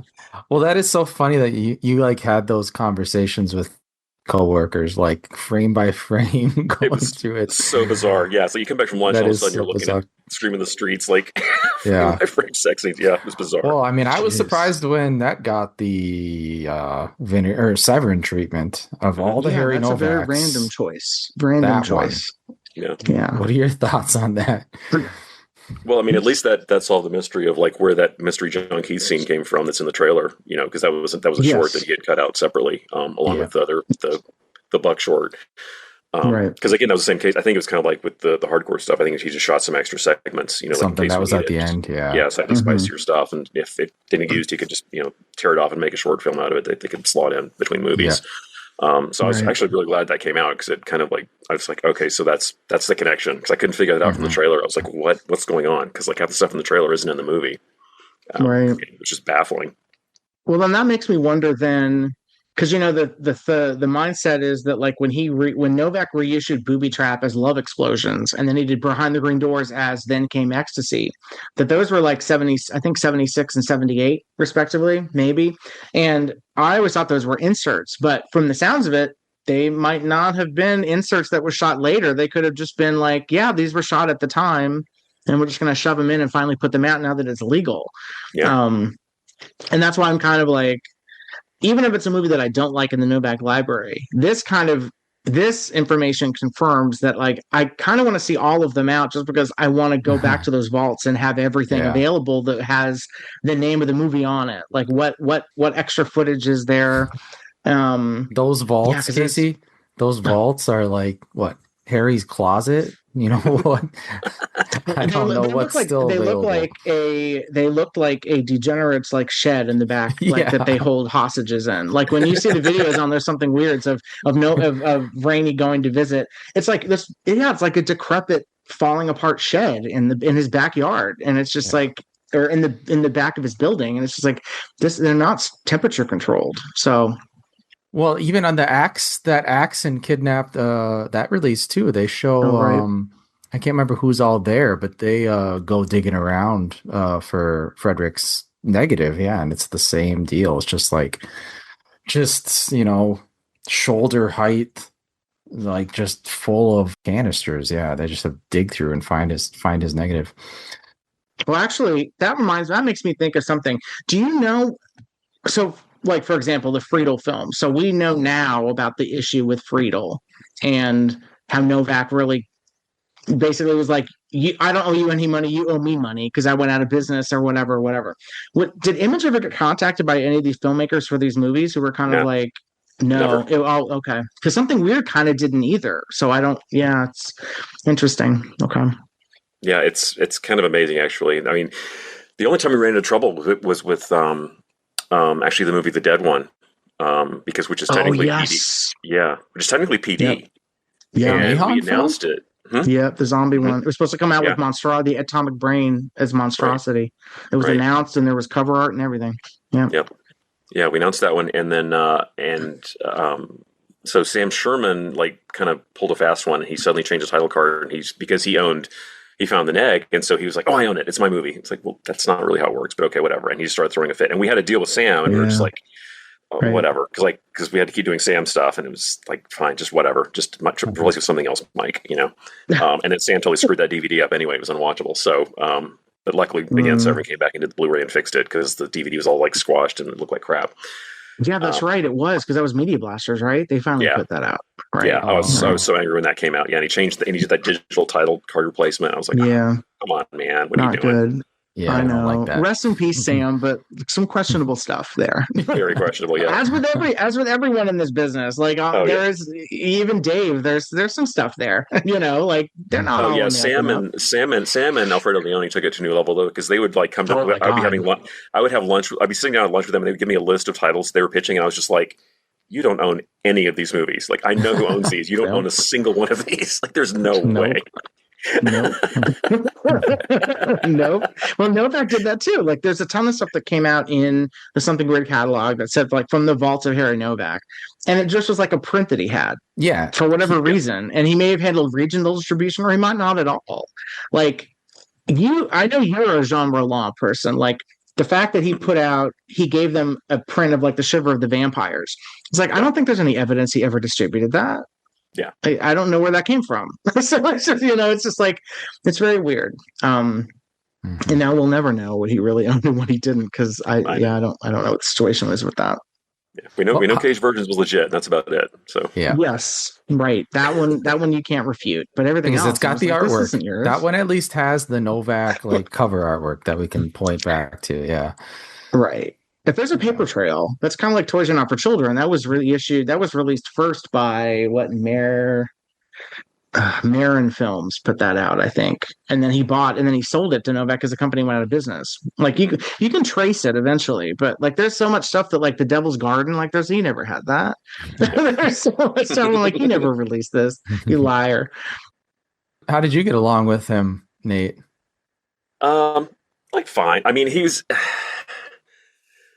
sort of like kind of endearing in a weird way because he was such just an utter businessman. Like because Dave Friedman like cared about his movies. I mean, he was there on the set. He was like very hands-on. He was. I don't want to say he was a cinephile necessarily, but he really like put the effort into the stuff that he put. Even the movies that he wasn't really that involved in, but he cared about them. Novak was never on the sets really, except just occasionally to see one of the actors get naked. But he really didn't. The nuts and bolts part of putting the movies together, he didn't really know about. But he was a funny guy. He was sort of very much like a huckster. But he was fine. But so, then of course Mike calls me up and he's like, "Hey, Harry wants to do some tracks like Dave. He wants to be on the tracks." And I was like, "Okay." Don't know what he's going to say because all he did was release them. He wasn't really there. I don't think he was going up to, Porter Ranch or whatever where they were on the set too much. I don't think he was hanging out there. But okay, sure. So as a test run, we did a couple of the country ones, and I was just like, I cannot do this myself. So we brought in like a squad, got Archie Galantine, and we surrounded him with people. Yeah. Exactly. So everybody came to the Image office, and we all like jammed into a room, and we got the mics hooked up and everything.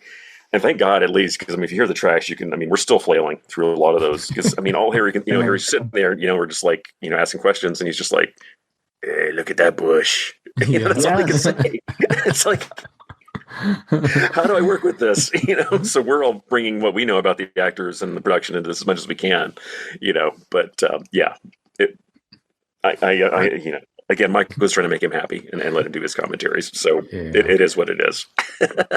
I will say I've had more uncomfortable commentaries than that. I had worse ones there than him. So it could happen. Really? Okay. Yeah. Well, Tom Sizemore. That's not great because I feel like Novak. Those were very tough. I felt so bad listening to those. So I was just like, I know that I know they want to make these good, and Novak is not going to make it easy for them. He did not. To just not. No. Yeah. No. But he's not a malicious person. He wasn't like a jerk. I've definitely had more unpleasant people I've been in the room with, but there was just nothing to work with. At all. Yeah. Right. Yeah. Well, he, I think Vrainy got an idea of that because he did like two or three commentaries of Novak first. Because he did "Please Don't Meet My Mother." Yeah. Did he do "Kiss Me Quick"? He did do "Kiss Me Quick." I think "Kiss Me Quick." Yeah. And then I think it was like it probably was a situation of like, I don't need to fly down to LA to do. Yes, I'm sure. Somebody else would do these. He pushed them into your hands. Doing, right? He's like, these guys are knowledgeable. They can work with Harry and figure it out because I've tried, and these guys will figure it out. Yeah. In our defense, I think we did as good a job as Mike could have done. Yeah, I think so because Mike, those commentaries are interesting because he really tries to keep Harry focused, and he doesn't really. Harry doesn't know how to stay focused because he wasn't, like you said, he wasn't there. Kiss Me Quick. I remember on that commentary he misidentifies Althea Courier 3 times. Yeah, he says this woman's her, and then that woman's her, and then that one's her. I'm like, well, no. That's why I wish Pete Perry hadn't clammed up. I would have loved Pete Perry to do these commentaries. That would have been amazing. Wasn't happening. Yeah. Well, there's so many of those guys from that period that I would love to hear do commentaries. it's nuts like what we missed out on. It's such a shame. I know. Watzler died just before the DVD started, which is those would have been devastating. Those would have been incredible. Because he was such a talker. He was a raconteur, big storyteller, the Orson Welles of sexploitation, sort of. not age wise and not talent wise, looks wise and raconteur wise. Yes, very much Orson Welles.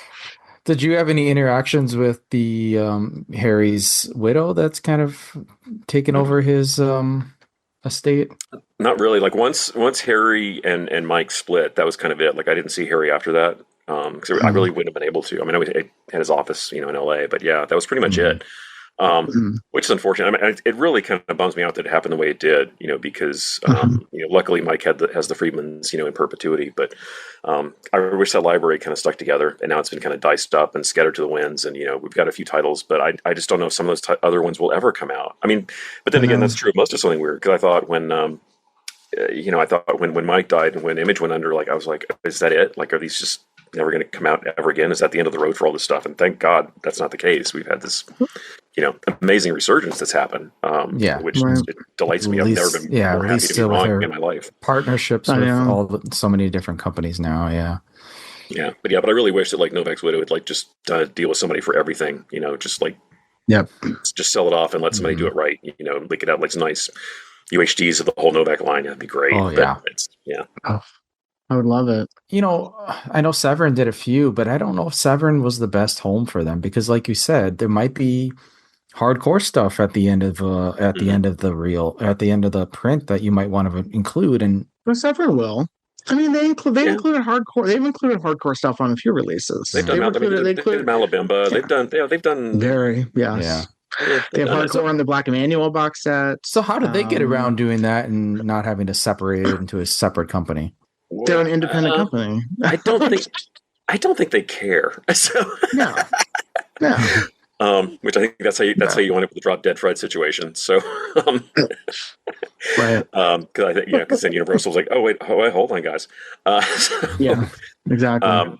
But yeah, they kind of do their own thing, which I love. I mean, it's kind of like whatever. I mean, you could tell with some of the slipcases, the limited slipcases they do, they're just like, how far can we go with this? Oh, sure. Yes. I think they push the envelope harder than anybody does with that stuff. I mean, God bless them. I'm glad they do. So I don't think they care that much. And Right Nights of the Living Dead is hardcore too, which they just announced. So right. Yes. Yeah. I don't think they're I don't think they're as concerned about that because they know that it's not good. Well, also they're not doing something that's fully hardcore. Like I don't see them doing like Night Dreams. I don't even see Mondo Macabre doing Night Dreams, unfortunately, because I think it's not Cafe Flesh. They can market to a non-porno crowd.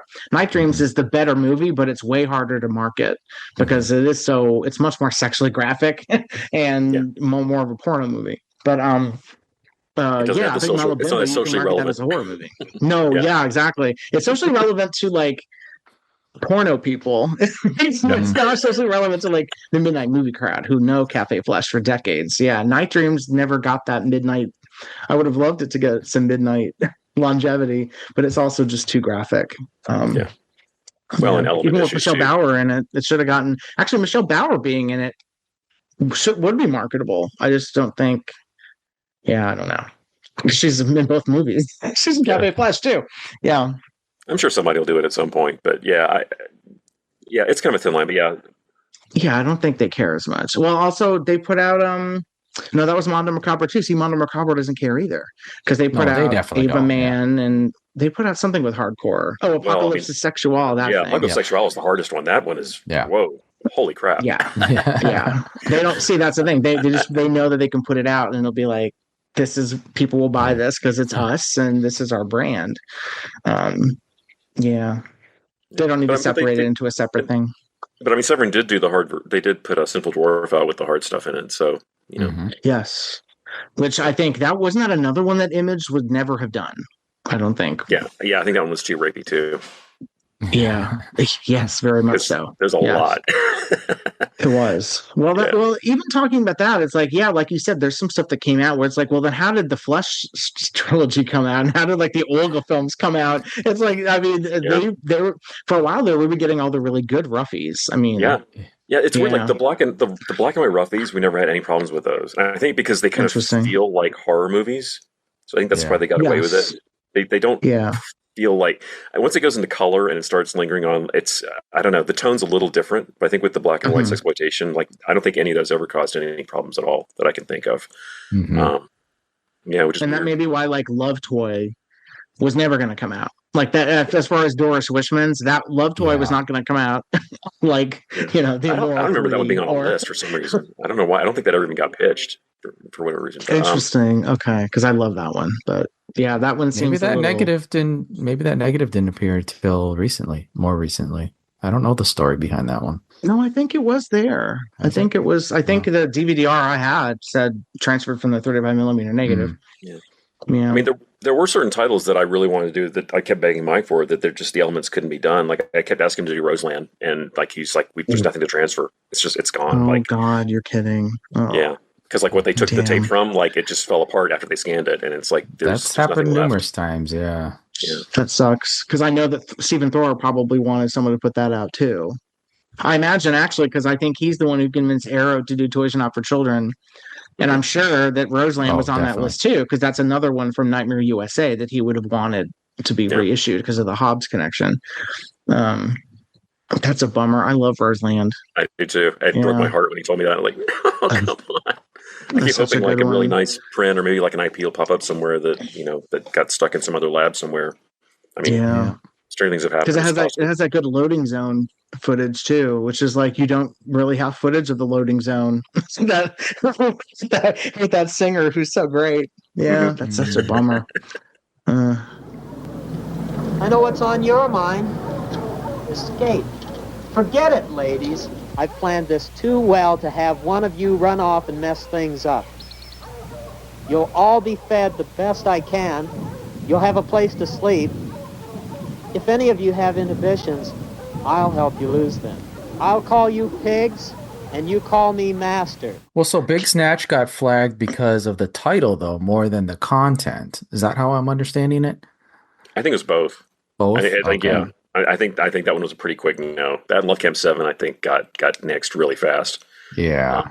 But then, and sometimes I just think they weren't looking carefully, because sometimes stuff would slip through. I was like, really? Like, I mean, early on, like they let Erotic Adventures of Zorro go through with that one shot. Just kind of distant, but still, there's that shot in there, and I was like, okay, I guess nobody noticed, but that one's easy not to notice. Yeah, if you're not just like going frame by frame. Yeah, right. Yeah, Big Snatch. Well, that was interesting because I thought that after like the Guy Ritchie movie came out, that like Snatch was okay to have in a title now. You would think, yeah. I thought that's what I would think, but you're right. The content, the whole movie is just women being, just held captive and raped and. Peggy Church on the roof of a car getting her clam steamed open or whatever he says. Yeah, which is wild. If it was more competently made, it would actually be offensive. But because it's not, it's just kind of like, well, this is so stupid. Like, it's made by some LAPD douchebag to make a sex movie. Yeah, I mean, yeah. There's some good women in that though. Tracy Handfuss is very good in that. Yeah. Like I wish at some point he had put us down to do Tanya, because I would have been curious to see if that got through. But I don't think that ever got submitted, as far as I know. Oh, Tanya did go through. Tanya did come out. Oh, did it? With Wilbur and the Baby Factory. Yeah. Oh, that's right. It did. Yeah. Which was a surprise. Yeah, Tanya was very graphic. I remember I reviewed that and I raved about it. I was like, everyone buy this. Tanya's fun. I forgot that was the co-feature. That's right. Very strange co-feature, but it was weird. Novak. It's Novak. It was a Novak connection, I think. Well, they're both like semi-political. They have like a political overtone to them. True. That's true. Very polar ends of the decade. One is very early 60s, very late 60s. One is very late 70s. Yeah. Well, that was something else that I wondered about, because I know. Did you do the Jeffrey C. Hoag commentaries too? Was he LA based? He came in. I wasn't on them, but he came in the office for those. Yeah. Interesting. Okay. Because I remember that deal was brief, and I think there was the Asylum of Satan was through him. I think Psych by the 40 Witch was through him. Right. And there was something else he did a commentary. Oh, Dr. Gore, The Body Shop, I think was him. Right. So it wasn't as many as I thought it was, but I feel like that was one of their last libraries that they actually got from an outside party. And some of them never came out. Like I had that deal with Steve Apostolof's library, and that never translated to Image, which I thought was very interesting. Yeah. And then I think there's only one District Picks double feature, which we've bemoaned, because now that we all love the Grand Place movies, we're kind of like, why weren't the Grand Place movies put out? We could have gotten The Procurer and Room and Broad, but we got scared their pants off and Satan's dead for some reason. Yeah. Well, I'm sure I think those are the tamest ones. I think that might be why. Those are probably easier to pitch. It was a title. Scared their pants off as a Mike Rainey title. I'm sure that just the title alone, he was like, you know, that exactly. That tracks. I guarantee it. I mean, that's a title you can sell, you know, because anything that's like, you know, spooky, sexy, like done deal. Even if the movie sucks. That's true. Yeah, that's true. Spooky sexy or sci-fi sexy. Yeah. Yeah. Yes. Like Wham Bam Thank You Spaceman. That thing. Right. I forget if there was another Novak commentary on that. I don't think there was. No, I don't think there was. Mm-hmm. No. Can you imagine? No. Yeah, no, we got enough. Ever. Right. Well, that was something else that's the only thing that that was the only thing that I think I commented on when I was reviewing these for DVD Drive-In. And because I was trying to actually, when I saw these movies that I liked, I would try to contact like cast and crew. Mm-hmm. And then I would find out that they were still around. And I'm like, well, why didn't we get a commentary by them? And then it wasn't until I started talking to Mike and Lisa more. And it was like, well, you know, they're going to claim they own these movies, but they might not own the movie. So we're just opening a can of worms if we contact everyone that we want to talk to. So eventually it kind of dawned on me. It's like, and then as I learned more about Novak's MO in terms of his business, then it was like, well, yeah, you can't really call directors back to talk about their work with Novak because they don't want to talk about dealing with Novak. Right. I think people did that with the Crown Internationals too. There were people that didn't want to do extras for Crown International releases because they didn't want to talk about the Tenzers and how they were treated with the Tenzers. Yeah. Well, yeah, because you think that they're making money off of their track. If they contribute to it, it'll sell, and they won't see a dime of it again. So yeah, they just want to get screwed over. So yeah, exactly. Which is fair enough. But I don't know. I really wish that, and I also wish there was a budget to give for commentaries because usually that's the other thing is that back then, like you didn't get paid to do these. It was just out of the love of your heart because you wanted to come in and do it, you know. And then, then you know, Schwarzenegger had to screw it all up and he demanded whatever for Total Recall. And then after that, it was like, what was it, $25,000 or something? I don't remember. More than that. Oh, it was way more. Than that. Was it? Oh God. More, yeah. Can you imagine demanding that much money for audio only? Yep, and it wasn't even a good track. I mean, it sucked. No. No, that was bad. I remember that. Yeah. Yeah. And at Image also we had, because we kept the DAT copies of all the commentaries, even the ones that never came out, which was kind of a heartbreaker because like we had the original first track that Friedkin did for The Exorcist, which has never been heard, which is way better than the one that we got. Damn. But he changed his mind. He's like, I want to redo it. And he did it again. He just sits there and just narrates the movie. And it was like, oh, this is awful. What are you doing? I hate that. But yeah, and they have DATs of like all these like isolated music tracks from masters that never came out, like all the Corman Poe movies, like stuff like that. I really hope it's all. I hope it's all sitting over in the RLJ office still, like if they've got it archived somewhere, because AMC owns them now. So right, I don't know, but I hope all that stuff is still preserved because there's things in there that will never ever cross anyone's path again. Yeah, is there any other commentaries you can think of that got recorded that didn't get released for some reason or another? Yeah, there was a New Line one that we did called Man of the Century, which we did with the producer, and then the director, like for some reason, threw a fit and told them not to use it.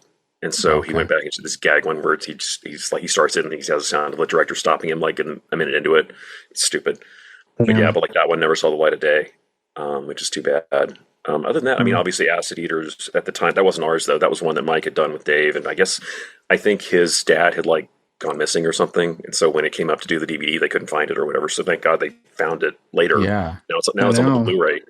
Which, God, that was a gorgeous release. Like I could not believe those transfers on Acid Eaters in Space. I'm excited to see it. I'm excited because that's the thing. I don't love either of those, but I'm done. Well, Space Thing, I mean, Kara Peters is like a drag queen in that. So I want the high camp. I want to see that nice, short, gorgeous, but also Acid Eaters, considering how not great it is. Like, it's photographed so beautifully. The color are so gorgeous in that. And the DVD looks great already. So I know that Blu-ray is going to look good. Mm-hmm. Yeah. Yeah. Both of Acid Eaters, I didn't realize looked the way that it does now. It's stupefying how beautiful it is now. Both of those movies. Wow. It's just insane. Yeah. Your eyes. I'm so excited. Excited. Yeah. It's shocking. Which is funny because I never thought I'd ever get excited about either of those movies ever again. But when I saw the screenshots and I was like, okay, this might be time for me to reevaluate these. Have you done the comparison screenshots yet, Nate? I haven't done it yet. I'm working on it. It'll be up sometime this week. Yeah. Okay. Yeah. Nice. But yeah, those are always helpful. Those are always very helpful. I try, yeah. No. And I think I'm the only one who does screenshots with something weird DVDs because I think most people don't have those handy. So I think it's important to have the comparisons so people know what the differences are. Yeah. Right. It's pretty radical on some of those. Yeah. Well, and that reminds. I mean, you mentioned that you started Mono Digital, like you said, out of college. Mm-hmm. No, yeah, I was still in college. Yeah, I think I was like my last year in college. So it was like 98, I think, when I started it. Which was kind of like for fun because I was so frustrated because there were all these review sites that they either did only horror or only mainstream studio stuff. And I was like, but there's all this in between, like, that I wanted to do. Is like, let's do art films and just kind of the weird unclassifiable stuff and the horror and just the exploitation, the stuff that nobody was really covering. So that was the whole point. Right. And some other stuff, and and then thank God you were writing for DVD Drive-In because your reviews were amazing. I mean, you were coming up with stuff that like I had no idea. I was like, oh my God, how is he putting these dots together? I had no idea. well, that's kind of the crazy thing because I think you're like the longest running site in this sphere that's still around. So we can access, like, what did I just read? I was watching I, a Woman for the first time. And I was like, oh, yeah, I forgot I have this DVD from Nathaniel, so I'll watch it. And then I was like, did he review it? And your review is on there. And you're like the only surviving review of that DVD anywhere on the internet. And so, like, because DVD Drive-In is gone. Like, and a lot of the DVD Talk stuff is gone. AV Maniacs is gone. Trying to remember who Digital Bits is hit or miss. I don't see them that much anymore. But, like, you're like a go-to place. Like if I know I need to know what a release looked like, or also if all the extras have been ported over from one release to another, that's very important to me because then I'm like, I said on here in an earlier episode, I have them onto Macabre 4K for a Blood Rose, but there's that behind the scenes footage on the less shocky Fu version, which I still need. And Nathaniel's review reminded me of that. So I'm like, okay, I guess I have to have 2 4Ks of this just because, but that's kind of the nature of the beast. We have to own multiple versions of these things in a lot of cases, just because, that's the way it is. Do you know what I go to your site for a lot, Nathan? Is to hear which audio track you think is best to like start with. Oh yeah, if you're watching it for the first time. Too. Yes. I always go to your site. Okay, wait, I got these options. Which one should I listen to first? Yeah. Yes. It seems like the area where a lot of companies are like, unfortunately, not really paying attention, I think, are audio and subtitles. Like they don't really seem to be checking those very carefully, which drives me nuts. As great as a lot of boutique labels are. And God knows I love Vinegar Syndrome, but they've dropped the ball on the audio on some things and the subs where it's like Primal Fear is the one that drives me nuts. Or Primal Rage, Primal Rage. Primal Fear. Because it has like the wrong English track on there. It's like, oh, come on. Oh no. It's this really crappy mono track. It just sounds like garbage. And I'm just like, why? You do this nice 4K and it's how'd that happen? Right. How can you tell that it's the wrong track? Because because every other release, the VHS, the DVD, the earlier Blu-ray, like they're all stereo. It had a Dolby Stereo mix. It sounds amazing. Gotcha. It's a great mix. And I popped in the 4K and I was like, this sounds like it's in a tin can. Like what happened? Like this is not the way this is supposed to sound. Like immediately. When it's like, this is just wrong. It makes you wonder where that mix went. It's like, did they not have that original mix? Well, another Stiff Competition was that. Because Stiff Competition they put out in 4K, and that was an early. Well, actually, I think it was one of the last adult movies that was shown in theaters with stereo, and it came out on the 4K with mono. And I was like, well, I would have loved to have had this looking and sounding state of the art, top quality, but I don't think they had access to the original Dolby Stereo tracks of that. Caballero threw away so much stuff, but for something like Primal Rage, that's very surprising. With the home video track record of that one, that's interesting. Yeah, it's too bad. And that's something that Mike was actually good about because whenever they would transfer, like especially the Novaks and the Friedmans, because they had access to all the negs, but they would always go to the original mag tracks for those. That's why those DVDs still sound good too, because the sound of those is just pristine. Which I don't think people, because with exploitation, if you're watching like some banged up print, you don't realize like just how really well recorded some of those were. Right. So especially with music, they really paid more attention to the sound mix on those than a lot of people tend to give them credit for, I think. Mm-hmm. Well, what is it? There was some. Oh well. Hot-Blooded Woman. The soundtrack on that. The sound on that is crazy. It sounds like I'm listening to a CD recording of those library tracks. I'm like, why does it sound so good? This is from a beaten up print. And I was like, I know it's not from a CD because no one knows what those tracks are. They don't exist right now, as far as we know. So yeah, that was just very impressive to me when I'm like, oh, actually, this sounds. Why does it sound so good? Like it's this cheap shot in Texas thing.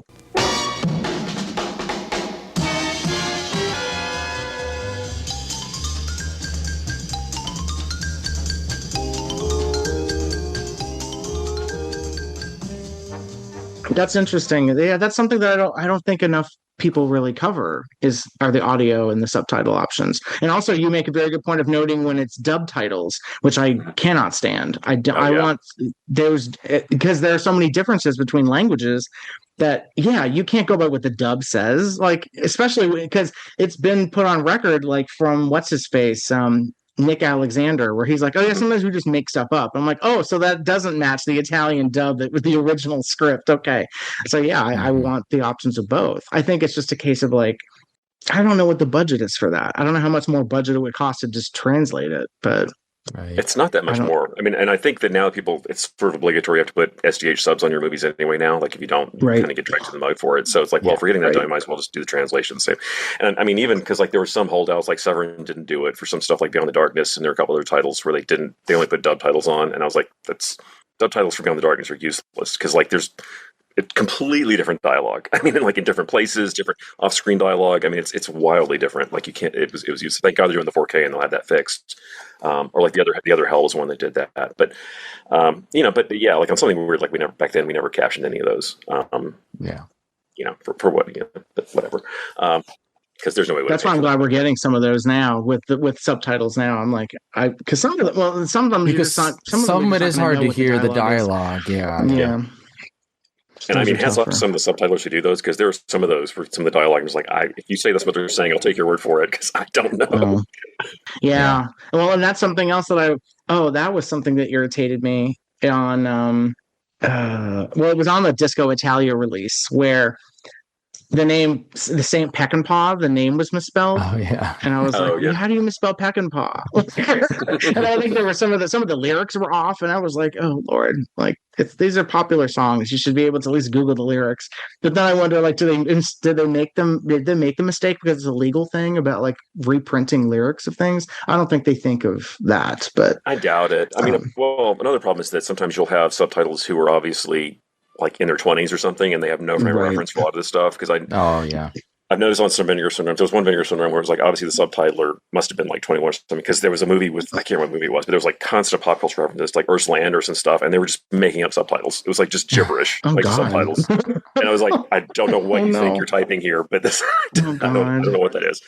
Oh no. Yeah, that was it for Face with Two Left Feet. It was the Quando. And I was like, well, this is a standard. Like, you can look up the lyrics to this, and instead they were just doing whatever. I was like, oh, okay. Well, at least I know the lyrics to this great song. It's fine. But Europult songs are tougher though, because you have those heavy accents in some of their songs. So like, if you're gonna do like I don't have a Night Train Murders release, but if you're gonna subtitle like Demis Rousseau's theme song to that, I don't know if I could subtitle that. I don't know what he's singing half the time. The thick Greek accent, but it's tough. Take a flower in your hand. Like after that, I don't know. That's all I know. Oh yeah, a flower's all you need. That's kind of all I know from that. I know Gentry. Something else, Gentry. I definitely want to ask about this too, because I remember this. I lived through this. Was the Borders Extra Weird DVD situation? Well, first of all, the Borders deal with Image and Something Weird stuff. That was like genius, and I think that really amplified a lot of people's access to the stuff, because it was sure, this is on sale. Yeah, we'll buy it. And I know that it opened a lot of eyes to these movies that otherwise wouldn't have accessed them. It wasn't hidden anywhere. It was like prominently placed. End capped. Yes, yeah. I would run in. I'd be like, oh, yeah, exactly. And they sold. I mean, they really sold. I don't think people realize like the difference in sales numbers between, like I said, sort of the heyday of when DVDs were at their peak versus what it is now. Mm-hmm. But I mean, it was nuts. Like a really high selling title. I mean, like Blood Feast would sell like in the first year, he'd sell like 150,000 units, which is for a title like that is pretty nuts. Yeah. Which is now, I mean, we think of it as a huge title, but like, if you put out a 4K Blood Feast, it's not going to sell near that much. Not even remotely close. Or like Black Sunday sold like 300,000, which is crazy. Yeah. But the Something Weird is like sold really well at Borders. I was kind of shocked. Like it was almost like if people saw the Something Weird banner on it, they would just buy it after a certain point. Like it didn't matter what it was. But those were really just flying off the shelves because Best Buy didn't really go in for it that much, which is probably and Barnes and Noble, like they were a little more prudish about it. Yeah. But Borders, they were all in with it, and they stocked them pretty heavily, and it worked really, really well. And so, for those who don't remember, Borders was kind of like the other Barnes and Noble. They were kind of like a slightly hipper version of Barnes and Noble, I guess you might say. But they were in like all the major cities. I think so. And I really miss Borders. Yeah, we had Borders. I do. I mean, that's where I got both copies, both Psychotronic books. I got my first copy of Pink Flamingos and it was NC-17. It was under 17. I was afraid they were going to card me and I was going to get busted when I bought it. So I have all these memories tied to Borders and my discovery of a lot of these films. And now that it's gone, it really is like, oh God, wistful for something that I probably shouldn't miss that much. But yeah. Well, there's something in that forbidden. That's also one reason why I love the Something Weird stuff is because when I was on my radar and it was coming out again, I was way under 21, way under. And but there was a video store when I was going to school. It was in Florida, but they were pretty heavy with the Something Weird tapes, but they weren't in the porn section because they would have like the adult room, where you had to like have a driver's license or whatever. But the Something Weird stuff, it had its own like back wall area because it wasn't really porn. And so even though I'm like 18, 19, whatever, I could rent whatever I wanted. Like I could just grab all of it. They didn't care. So whatever, because it didn't classify as adult, even the stuff that had technically hardcore in it, but it wasn't really sold as porn. So so if we feel you're getting away with something, I think it makes it extra special, which I think that thrill is probably gone now because, you go on the internet no matter what your age is and see whatever you want, which, yay, but it's not as delicious anymore.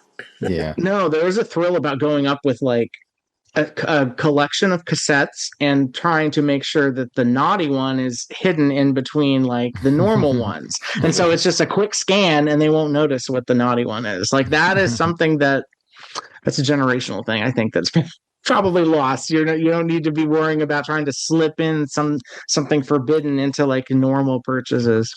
Yeah. Or the charge of when you walk into like a movie gallery and you see they have accidentally put the uncut Caligula or Aphrodite inside the case for the R-rated one. You're like, ooh.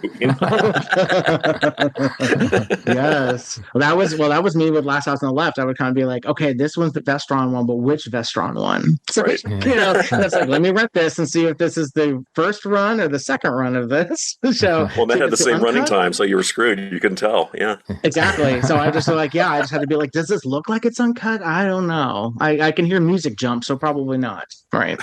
Yeah. Yeah. Well, we should finish the Borders story real quick. Oh, yeah, the Borders. Yeah. Yeah. So this was like a special thing that came if you bought a Something Weird DVD, you got like it was like a grab bag DVD of like clips and trailers and stuff. Yeah. Yeah. So this was called Extra Weird, and this was Mike's idea because he was like, "Well, Borders has been so good to us. Let's have a little extra, little promotional item that we'll make." It was called Extra Weird, and it was like a trailer sampler. And it's basically every single trailer. And some of these were like new scans of trailers that were like, old messages on the old DVDs. It was pretty much all new scans, I think. And which is a great idea. And so the deal was if you bought a Something Weird movie, then you'd get this thrown in the bag. Sounds great in theory. The problem is that he insisted, instead of doing chronologically, they want to do everything alphabetically. And the problem with that is the first trailer that comes up is the adult version of Jekyll and Hyde. And so some executive Borders popped it in, and that's the first thing they see is that trailer. And they were like, oh, hell no. Yeah, not great. And so they yanked it off the shelves. And that pretty much, that really hurt the whole Something Weird deal. Like, they really cooled off after that because there's one guy who got so offended by that trailer. Wait, so if it was chronologically, what would have been the first trailer on the tape? That is a good question. Yeah. Probably Marijuana or Reefer Madness, I think. Something like that. Because it would have been something in the 30s. Yeah. Wow. Yeah. I wish it had been chronological. I think that would have been better. Yeah. Assassin of Youth, maybe. Yeah, one of those three probably. Because I think those were the oldest titles that were ever came out on those releases. There were some 40s ones too, but those were all 30s. Yeah. I think that was the oldest ones. Never did Child Bride either. Probably a good thing. Yeah, you won't start that. No. That one's tougher. That's tougher. I was surprised Kino did it, to be honest. I was like, we're gonna go with this. Okay. All right. But they were able to frame it within context, and I think sure. There's a commentary by Eric. It was Eric Schaefer, right? Yeah. Yeah. So that helps. Even so, I was a little surprised that one came out. Even so, exactly. Yeah. That's like okay. I guess if we can still get copies of Pretty Baby and Blue Lagoon, I guess anybody can do anything. Except Maladelicenza and and some other things that nobody will ever release. Yeah, and I think Limeralita is not going to come out over here anytime soon. No, and probably not Emmanuel Queen of Sados. That's probably not ever going to be reissued either. Yeah, that can't. Yeah. That sucks. Yeah, too bad. I love that movie, but yeah. Yeah, Blue Lagoon, at least you can get away with it because it has a body double. But yeah, Pretty Babies. Yes, it's out there. So yeah, it's out there. It's art. It's Louis Malle, so it's art technically. Yeah. So the extra weird DVD. So it started going for like stupid money because people immediately, as soon as the word got out, like any stores that still had them, there were people trying to get copies. And so I remember like on eBay, copies were going for like absolutely just ridiculous amounts of money. So eventually they kind of forced our hand, and we wound up doing it. I can't remember if we actually put a retail price on it, but we reissued it without the Borders thing on the cover. So if you have one of the Borders, like a logo on the print on the actual cover, that's actually still worth some money, I think. But there are versions out there that are standard ones. But if you have a Borders one, don't ever get rid of it because that's never going to decrease. It'll never happen again, obviously. It's part of the legend, at this point. Right. Well, the other ones that I think are legendary and that go for money are the K. Gord Murray ones. Yeah. Which the only one I think that came out was Doctor of Doom and Robot versus the Aztec Mummy. And it was funny because George Reese at DVD Drive-In, my editor, he reviewed all the horror adjacent stuff of Something Weird. He gave me the sexy stuff. So he got all those copies of those, the screener copies. Right. The check discs. Yeah. Yes, the check disc, which I still have all of my check discs. So I have all the Image Entertainment check discs with the date and everything on them. But yeah, I was excited about that collection. And what was that? Something to do with the GATT Act or something with like the copy. They weren't public domain technically anymore. So it wasn't the GATT Act. It was somebody else. I think it was somebody sent a cease and desist on those. I can't remember who it was, but it was like immediate. Yeah, because again, several of them in the pipeline, and I think like maybe 3 other ones had actually gone to the check disc phase, and all of a sudden it was like bam, door slammed. Like legal was like, nope, can't do it. Which the artwork on those was gorgeous, and it came with like there was a booklet too because I have my Doctor of Doom. I was just like, these are going to be great, and then. We had to wait for Casa Negra to release them and then go out of business. And then hopefully those will be reissued at some point. Yeah, I got Indicator did a few, but there's still a lot that haven't been done yet. So yeah. I know BCI did a few and then they went out of business. Yeah, there's a lot of Mexican horror is not really well represented. Indicator's done. Indicator did, like Panther Woman, stuff like that. Well, Something Weird was doing like Curse of the Doll People and Witch's Mirror and like that kind of stuff. Like all the K. Gord Murray imports basically. I think Spiritism. All the stuff Beverly Wilshire was putting out way back when. like in those garbage that you could buy at like Best Buy. Yeah. And that's why it was something. Yes, those terrible things. Well, that's why it was exciting because Something Weird was going to basically revamp these, and they were going to be huge sellers because there's a big cult over those. So I remember when that happened, it was like, oh God, come on! I don't want legal problems for my buddies. It's Something Weird. This sucks. I think that was the big one that I was very nervous about what was going to go on moving forward with the company, just because I was like, this could bankrupt them. I hope it doesn't go that way, and it didn't. But I was very nervous about it. Yeah, thank God there was never like a lawsuit. I mean, there was nothing financial. It was just like you can't do them. So because when you get the cease and desist, like you just don't put it out. That's all that happens. There's no financial damage left from what you wasted on making the discs.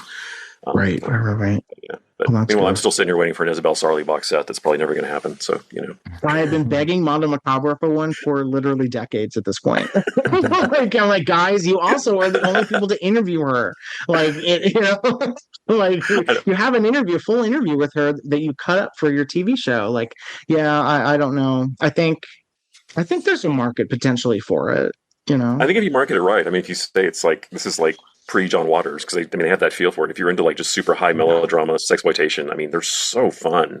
They're so great. Just get in front of the right Fuego people. is nuts. Well, I was Cindy Sherman programmed a series at MoMA one year, and I went to go. She programmed Fuego, and they showed on 35 millimeter. And I went with a teacher of mine who was from Columbia, and we both loved it. It was high camp. There were so many walkouts in that movie because people showed up, and it was a Cindy Sherman thing. They're like, "Oh, this is going to be art," and it's Isabel Sarley being a nymphomaniac, running around in snow, naked under her jacket, fur coat, and I'm just like, "This is art." And you'll never see this on the big screen again on a print. Like, this is crazy. Yeah, that was a great experience. Yeah. See Fuego if you have not already, Gentry. Fuego is. They've got a few up on cultpix.com. I remember seeing.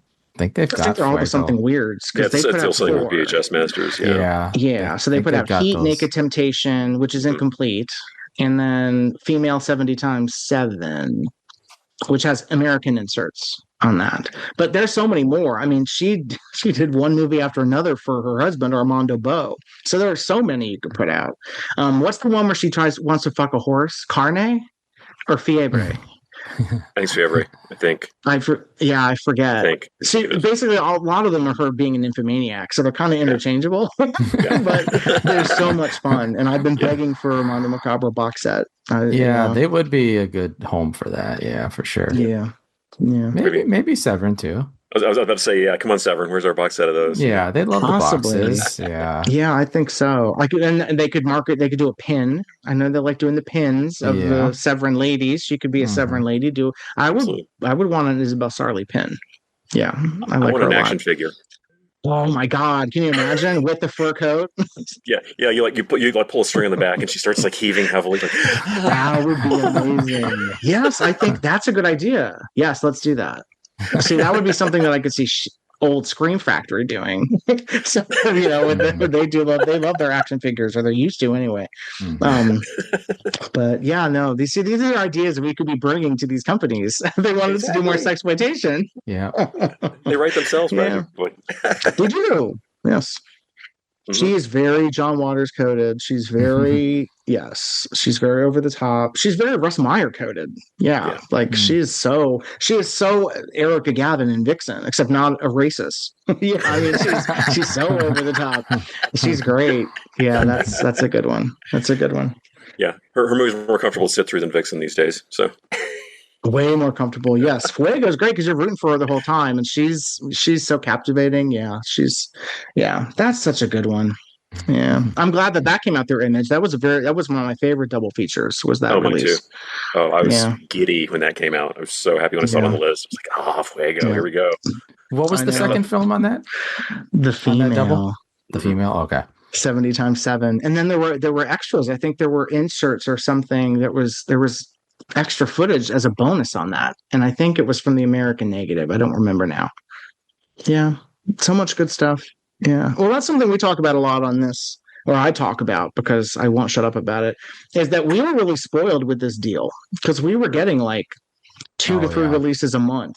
Yeah, like it was a huge output deal, and so now, but now we can kind of understand why, because we heard Nate talk about like the production line that you guys had down there at Image. Like it sounds like it was a pretty well-oiled operation. Yeah, and again, I keep calling it the Wild West era, which is what it really was like, because there were no rules, there wasn't like protocols that you followed. So it's like, our artists just kind of pretty much the ones who like working these, they pretty much had free reign to do whatever they wanted as long as Mike was okay with it. I mean, he would just laugh at some of the stuff we came up with, because like I would sit down and be like, "Oh, we're doing the Black Cat, the Fat Black Pussy Cat. Let's just go nuts with the cover." So you get the big cat that's a good one. I love that cover so much. That and the cover for good one. And the Hitchhike to Hell DVD cover, I love that one. The way they merge those together, Kidnap Co-Ed. I love that cover. But yeah, we just had a blast putting all the artwork together and the marketing material. We put together one sheets that we used to sell the titles and all that. Because that's the thing. Because when my title was brand manager, but it was kind of like I was the guy who babysat the movie from the minute that the contract came in to when it got released. So it's kind of like I was the guy who sort of shepherded it through, all the way through promoting it and getting it out there. So it was just kind of a real joy to watch, the evolution of each title kind of trickle through the pipeline and working with everybody, making sure that it got treated correctly. I mean, and we did some really nutty ideas for the covers, because like it's just a joke to Mike. We got God Monster Made Blast, and I was like, "Oh, let's do a wanted poster and say, have you seen the sheep?" And put a picture of the sheep on it. And he was like, "Okay." And I was like, "All right, I guess we'll do that." Like, you compare that to the Agfa cover, it's like night and day.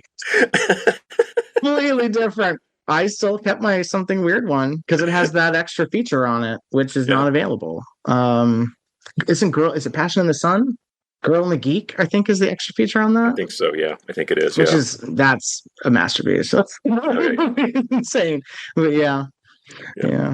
There's so many of those titles though that were like chopped up as extras that I wish would come out fully. Well, it's kind of like in the one we just got, where we had Drive Miss Daisy Crazy. I'm like, well, that's nice, but can we get After the Ball's Over now, please? After the Ball was over, exactly. Yeah. Well, and that's one I was trying to like, because that was something when we were doing the extras for Degenerate and Pleasures. I was like, well, this could be an opportunity for me to try to find Susan Landau, or I can try to beg them to put out After the Ball Was Over, and they have talent releases. So I could try to actually find her and be like, let me find Miss Daisy, or this After the Ball Was Over star.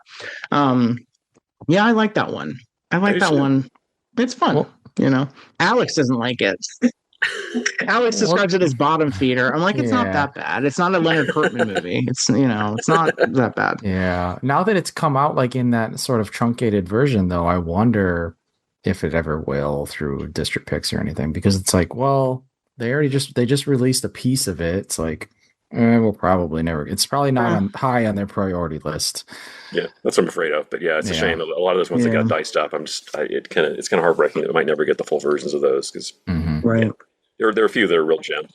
Sex Rituals of the Occult is another one, and I just rewatched that and I was like, oh, there's substantial hardcore in this. So they could never have released this on Image, including the gay scene on the bench. It's like, okay, this is actual hardcore. Can't put this out. But I think they have the negative to that. That's something I could see District Picks putting out, but you have to put it with something you could put it out on its own. Yeah. But yeah, the process of putting it all out and the creative aspects and everything, but the fact that there is this deadline and it's an output deal where you're putting out a number of releases a month. I mean, I think it spoiled us as sexploitation fans, because it was like, okay, we're going to be getting really nice special editions with like trailers and the gallery and bonus features. And for me, it was like getting a gift of brand new movies that I didn't know existed every month. And I knew they were going to like blow my mind 9 out of 10 times. And so now I feel like that isn't there. I feel like Blu-ray also changed that, because Blu-ray is more expensive to replicate and license and everything. But there's so much stuff that's in the vaults at a lot of these companies. I'm like, you could be doing 2 to 3 a month if you were just cranking them out. It's just tough. It's the business is not what it used to be, and I know you know that, because it's just, it's not like it was when you were heavily involved with these, which is like, I don't know. It makes me sound like old man yells at cloud anytime I bring it up, but I'm just like, well, no, I mean, this is how I became the passionate weirdo that I am, is because I was getting these every month. Like I was having education on a consistent basis, and so we're only getting like 2 or 3 a year now from most companies combined. Like I think we get max 5 or 6 a year from everybody combined of these types of titles. Well, I think the element of surprise is something that's been lost, because I get really excited when something comes out, like when Vinegar Syndrome did the Lost Picture Show set. So I remember like when they first came to me and they were like, we're doing this, and we're considering these 20 titles, and we're going to pare it down to 10 or whatever. And I didn't even know which 10 they were going to be, because they didn't decide to like late in the game. But I was like, oh, this is amazing, because obviously no one's ever seen these, or like when Severin did the Classificada S, the Spanish S set, because again, like most of those movies nobody had seen. So I love stuff like that, where you're just like, this is a totally unknown quantity to me. Like, I don't know what I'm going to be getting into when I open this box up. So I think that was something you had with the Something Weird titles. Because even if you knew one movie on there, chances were, if it was a triple feature, you're like, I don't know what I'm going to be like by the time I'm done with this thing, because who knows? Right. Yes. If you're watching something like Vibrations, Fluctuation, and Submission, who knows how you end up with an Ultimate Degenerate, In Hot Blood, and Lusting Hours? I don't know what your mind is after that. But that's fun, And or what was the other one? Aroused, Rent a Girl, Help Wanted Female. Incredible. Yeah. I mean, but it is one of those things where it's like, the goal is to, and I guess that ties into when you discuss Mike's mindset of like, how much can we pack onto this and make it a quality product? And it's not that. I don't think it's speaking too much out of turn, but like, for example, the Mitchell Brothers stuff is all with Vinegar Syndrome. they have so many shorts that the Mitchell brothers shot and short featurettes that were shot. All those could be packed onto there and the bit rate wouldn't go down, but they're not doing that. And so it just feels kind of like, I wish there was that Mike Vraney mindset of like, how can we make this package as jam-packed as possible without it affecting the visual quality? I think it can be done. I just think it's a question of wanting to do it. Very different kind of mindset, I think. And like you said, I think it is the Wild West scenario where it's like we can do whatever we want. Let's just experiment and have fun with as much stuff as we can. But then that's kind of lost. I think people should still be taking those risks and having fun like that. Yeah. I mean, at least the people still care. I mean, you've got people in the business who care about these movies, which I think that's really the main thing. You've got labels like Severed and Vinegar Syndrome and all that. And as long as there's like that drive that people out there want to put these out, I think that's what's really important. And as long as, younger audiences are still finding them out. Because like when someone's like, oh, I just discovered these, I'm like, great, you have an amazing journey ahead of you. Like, don't feel like a neophyte. Like, just go at your own pace and just, watch these in any order that you want. It doesn't matter. Like, just dive in and just wallow with the stuff. Because you've got great times ahead of you. So. Yep. Yeah, we have a few people that we talk to who are like, we have listeners that we talk to on the regular who are like in their 20s. Yeah. And they're like, okay, I'm going to watch this. I'm going to watch that. And I'm just like, oh my God, to be able to watch this for the first time ever. Like wiping your mind and just starting these fresh again, it would just be incredible. Like, yes. Yes. Who did I just talk to? Oh, well, Jeffrey, who comes on the show, he's like, I think I've only seen 2 Russ Meyer movies. So, and I think he was like, Cherry Hair and Raquel, what do you think about that? And I was like, well, if you haven't seen Faster Pussycat or Motor Psycho or Super Vixens or any of that, like, prioritize all of those. And for directors, there are right and wrong choices in that journey. But the genre in general, jump all over the place. You can go to a nudie cutie, you can go to a roughie, you can go to like a 70s thing. Yeah, just jump all over because that's kind of what the Image thing was. It was like you didn't know what you were going to get. You were getting Wonderful Land of Oz and Jack and the Beanstalk. The Starman movies, or there was some other kiddie one that I was just like, this is truly bonkers. Like I can't believe it. Yeah, it was there's just a lot of variety there. And that was what made it so exciting. You just never knew what you were going to get. I think that's something that took a while for me to sort of realize was that, especially with the big, really big directors like Russ Meyer and Bradley Metzger, like they're actually like at least a couple of generations who haven't seen those movies because they're just not like easily accessible, So being in like your early 20s and being able to start with Russ Meyer, like that amazes me. Because I found those in the 80s on tape, and that just like ripped my skull open, watching those. So just sitting down and watching Faster Pussycat or like Super Vixens or something like that with no warning, like I can't even imagine that. And I hope probably the Radley stuff will like come back out again. I want that whole catalog back. It's been sort of floating around, so hopefully they'll sort that out because he was another one that just like seeing Licorice and Camille like within like a week of each other, I was just like, what is this? Like, how can this exist? Mm-hmm. Well, do you deal with? Well, because First Run was Image as well, right? So there was a deal with where they put out the Libertine, which is absolutely amazing. That was, and then that came out through Nucleus. It hasn't come out here yet, but yeah, like the First Run stuff, that kept a lot of those Metzgers available for a while in the digital era. Yeah.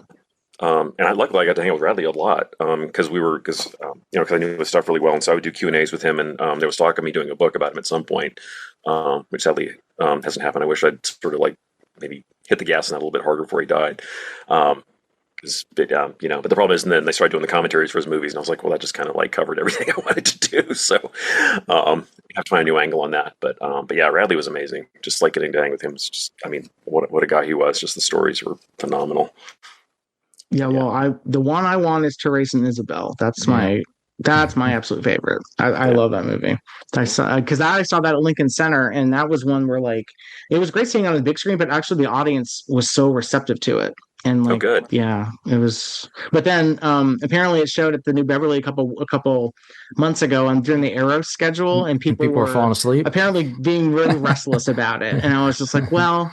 When they paired it with Licorice Quartet, which those are my 2 favorites of his, but I can imagine if you're watching them back to back, it's probably a lot. Like I saw those theatrically, but individually, like separately. That's part of a double feature. His stuff is tough to double feature, I think. There's a lot to take in. It depends on the crowd Very when they show long. stuff. Yeah, I mean, I've seen a lot of his stuff theatrically multiple times, and yeah, it is interesting. The crowd, I can see how Tris and Isabel could like really misfire with the wrong group at the wrong time. Yeah.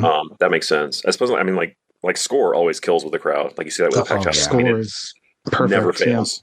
Yeah. I mean, it Perfect always. movie. I mean, it just brings the house down, like start to finish. Camille works really well. Yeah, we'll see. But yeah, I really hope now they're starting restoring them. I know Tris and Isabel's they've done a beautiful restoration on that. So hopefully they'll get them back out there and people can start, seeing more widely. I hope so.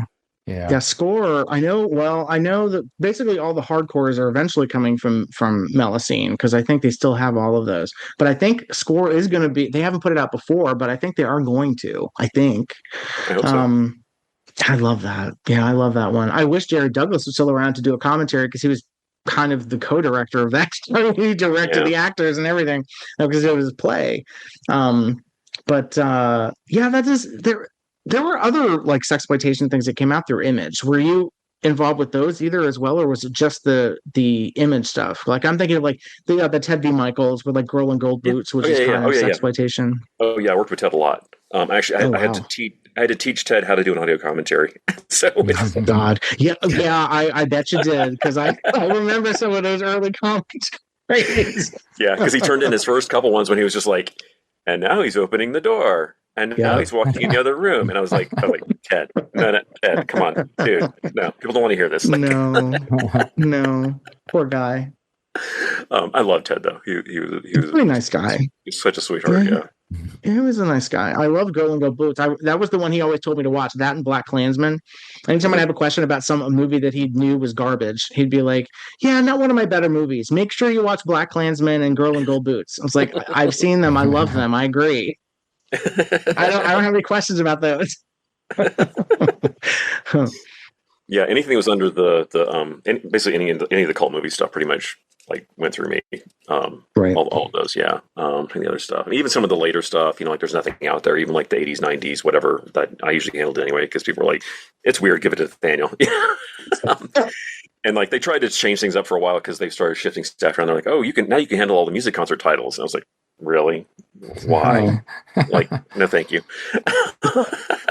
What was your timeline at Image? It was around, so it was like around late 2000, I think is when I started. Well, it's when I started DVD Planet. And so that ran about a year. And so then I jumped over to Image, and then it went till around, I think it was late 2010, I think. Okay. It was, because this was right when we were because there was, so Image decided in its infinite wisdom, this is a mistake other companies have done, that they wanted to be a big player. They wanted to go theatrical. They wanted to put out their own movies. And they spent a ton of money on this movie called Management with Jennifer Aniston and Steve Zahn. Oh. Who is it? Management. Champagne. Why? Would you like me to open it for you? Ooh. Here's to people being happy. You have a great butt. You do this a lot, Mike? Very rarely. Does it ever work? Never. I don't know why. I don't know why I thought it'd be a big hit. They're like, oh, she's on Friends. People are going to come see this. Sydney Kimmel or something? Sydney, I forget the producer. I work with his company. We represent that for airlines at our company. Yeah. Yeah. Weirdly. Yeah. So that happened. Didn't make a dime. And then they decided, oh, well, Walmart was really huge at the time, because Walmart would buy huge quantities and they would spend a lot of money, and they would dump they would buy stuff for their $5 bin, which was like, if you got a $5 bin, you were, you're great. But they didn't take into account what a lot of labels got screwed over. They didn't take into account, if it doesn't sell, it's coming back, and you're going to take a hit on that stuff. And so they went out selling, we'll sell 300,000 copies of Short Circuit to Walmart. It's like, are you insane? Like, why are you doing that? Because it's all going to come back. And it came back. So decisions like that were ill-advised. And in the meantime, there was a very aggressive hostile takeover attempt by Lionsgate. They really wanted to buy Image out, and they were like going to the shareholders, and they were really trying to do it. And Image just barely managed to fend them off. But it was grim for like a few months when that was going on, because they really just wanted to like suck up the library and just dissolve the whole company, and that was going to be it. And eventually they realized, well, after all this stuff had gone down, they're like, well, we've got to do something with this company. We got to find somebody to buy it out, because otherwise we're going to be in hot water. And so they wound up getting bought by a company called RLJ Entertainment, which was run by the guy who owned BET, and he also bought Acorn. And since then, they've been bought out, and they've been bought out by AMC, and so that's why Image is involved with stuff by Shudder, and it's all just a big conglomerate thing. So Image, the Image Entertainment name still exists on some things, but it's just a filing cabinet. It's not really a company anymore. So when RLJ first bought them out, there was like one round of layoffs where they laid off like maybe a couple of QC people, a couple of artists, a little bit of like, trimming off the top. And we knew there was going to be more than that, but that was like the one round. We were like, oh, here it comes. And that was going down. But I'm just chugging ahead doing my thing. And I also had worked on a lot of TV stuff at the time because one of my real babies, later on at Image was getting the restoration of Caligula done, which I spent like a year on. Yes. Because that was just what a labor of love. What an incredible release. Good grief. So comprehensive. Yeah, because I pushed hard because I was like, you guys have the Penthouse thing. Why has no one done a special edition? They were like, well, what could you do? And I'm like, it is the most amazing behind the scenes story of any movie ever. Like, you can't. It's the craziest thing. I mean, like, the movie has flaws, but like, just you could do the most amazing edition for this. So they were like, fine, we'll just kind of check the Penthouse, and they'll fund the special edition. So I got everybody involved with it. And the other one that I really wanted to do, because we had a deal with NBC Universal, and I was like, I really wanted to do Thriller, the TV series, the Boris Karloff one. Oh, yeah. Mm-hmm.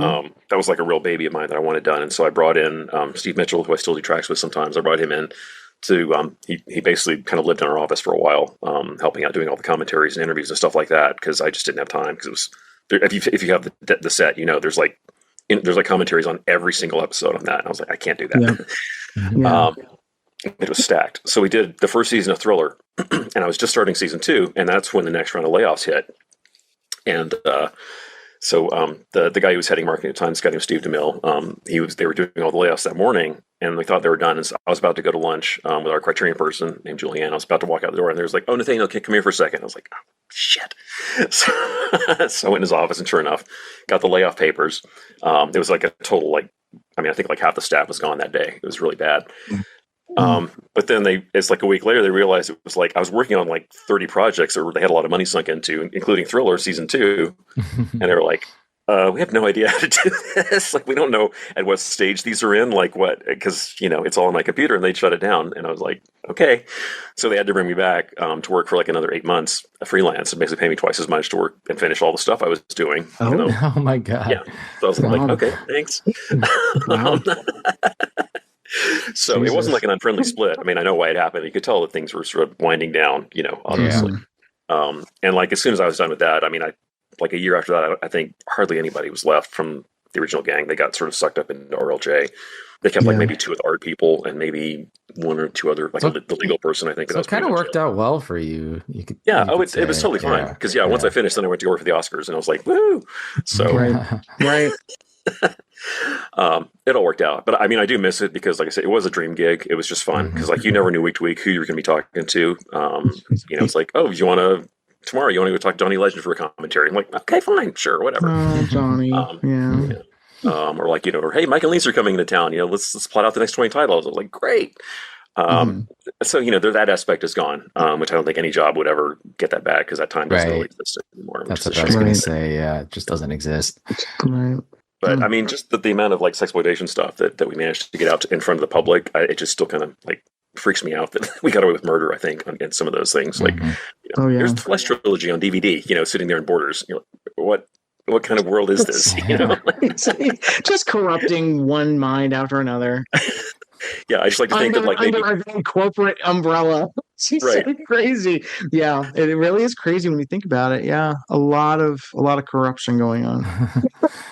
Just like that maybe at a time. Yeah, some crazy 15-year-old kid in like out in the boonies of Illinois or something might have gotten that disc and like changed their life. Who knows? Yeah, I hope exactly. Well, they could be listening right now. Yeah, maybe. That's the thing. I keep forgetting that people actually listen to this thing, and people are like, "Oh yeah, sure, yeah, like, okay." Actually, Johnny Legend. I wanted to ask about because those 2 commentaries I love on the Mondo Mod Hippie Revolt. Because it really is just like them talking about what LA used to be like at that time. And then they also cover San Francisco. And it really is like a great look at counterculture and like movie culture and stuff like that in the town. Those dudes were like actually on those streets. Like they know them so well. Yeah. Yes, those are great commentaries, and that's the thing. Those are two others, or at least I know Mondo Mods with Novak. I'm just like, I would love those to get reissued just because those commentaries are so great. They're just as exciting and interesting as the movies. Yeah. Mm-hmm. I remember like Wrestling Women USA was a fun one to do too. The track we did on that one was really fun. Yeah. Yes, that's right. Oh yeah, I forgot about that one. Yeah. And that one I think again.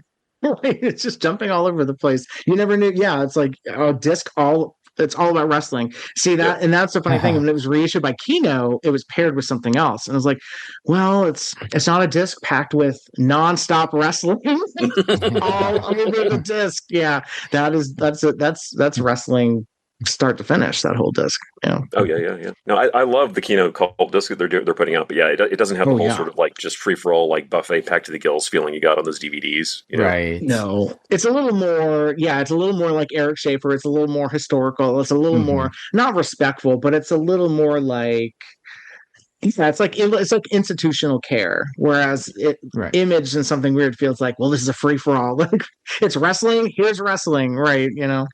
Brett Wood has a perspective on these films that is different. You know, he's coming from like a restorationist's perspective and like a historian of like early exploitation. That's like his mindset, sort of. Yeah. Right. And Schaefer's the same way because Schaefer literally wrote the book on that on that genre. Yeah.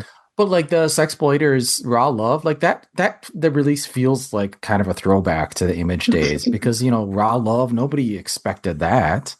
Right. Yeah. Yeah. I mean, they do get the vibe back. Like the 3D Nudie Cuties disc, I think, kind of gets that vibe back as well. Mm-hmm. Yes. Yeah. Oh, that will. I takes you back to Monster Across the Pajama Party. That's the first place you could see the Asylum of the Insane footage. 3D. Like, do we get? I don't know. I guess you get Blu-ray releases with 3D glasses in them, but it feels like something that I really only remember getting with DVDs. And like Monster Across the Pajama Party. Well, when with Monsters Across the Pajama Party, it was kind of like, oh, why do I need 3D glasses for this? Because the movie's not in 3D, right? And it's like, well, you'll find out why. You know, and on the back it says there's stuff in 3D, so you're going to see stuff in 3D.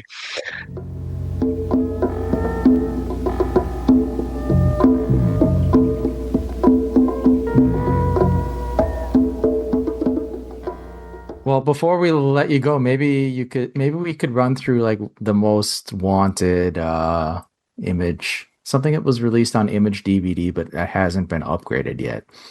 What do you think? So many. So 90% of them. Yeah, give us Nate like one or two that you can think of off the top of your head. Oh gosh, well, there's plenty of Novaks. I would say Toy Box, and Wilbur are way up on my list. Toy Box are so high on my list. Good picks, yeah.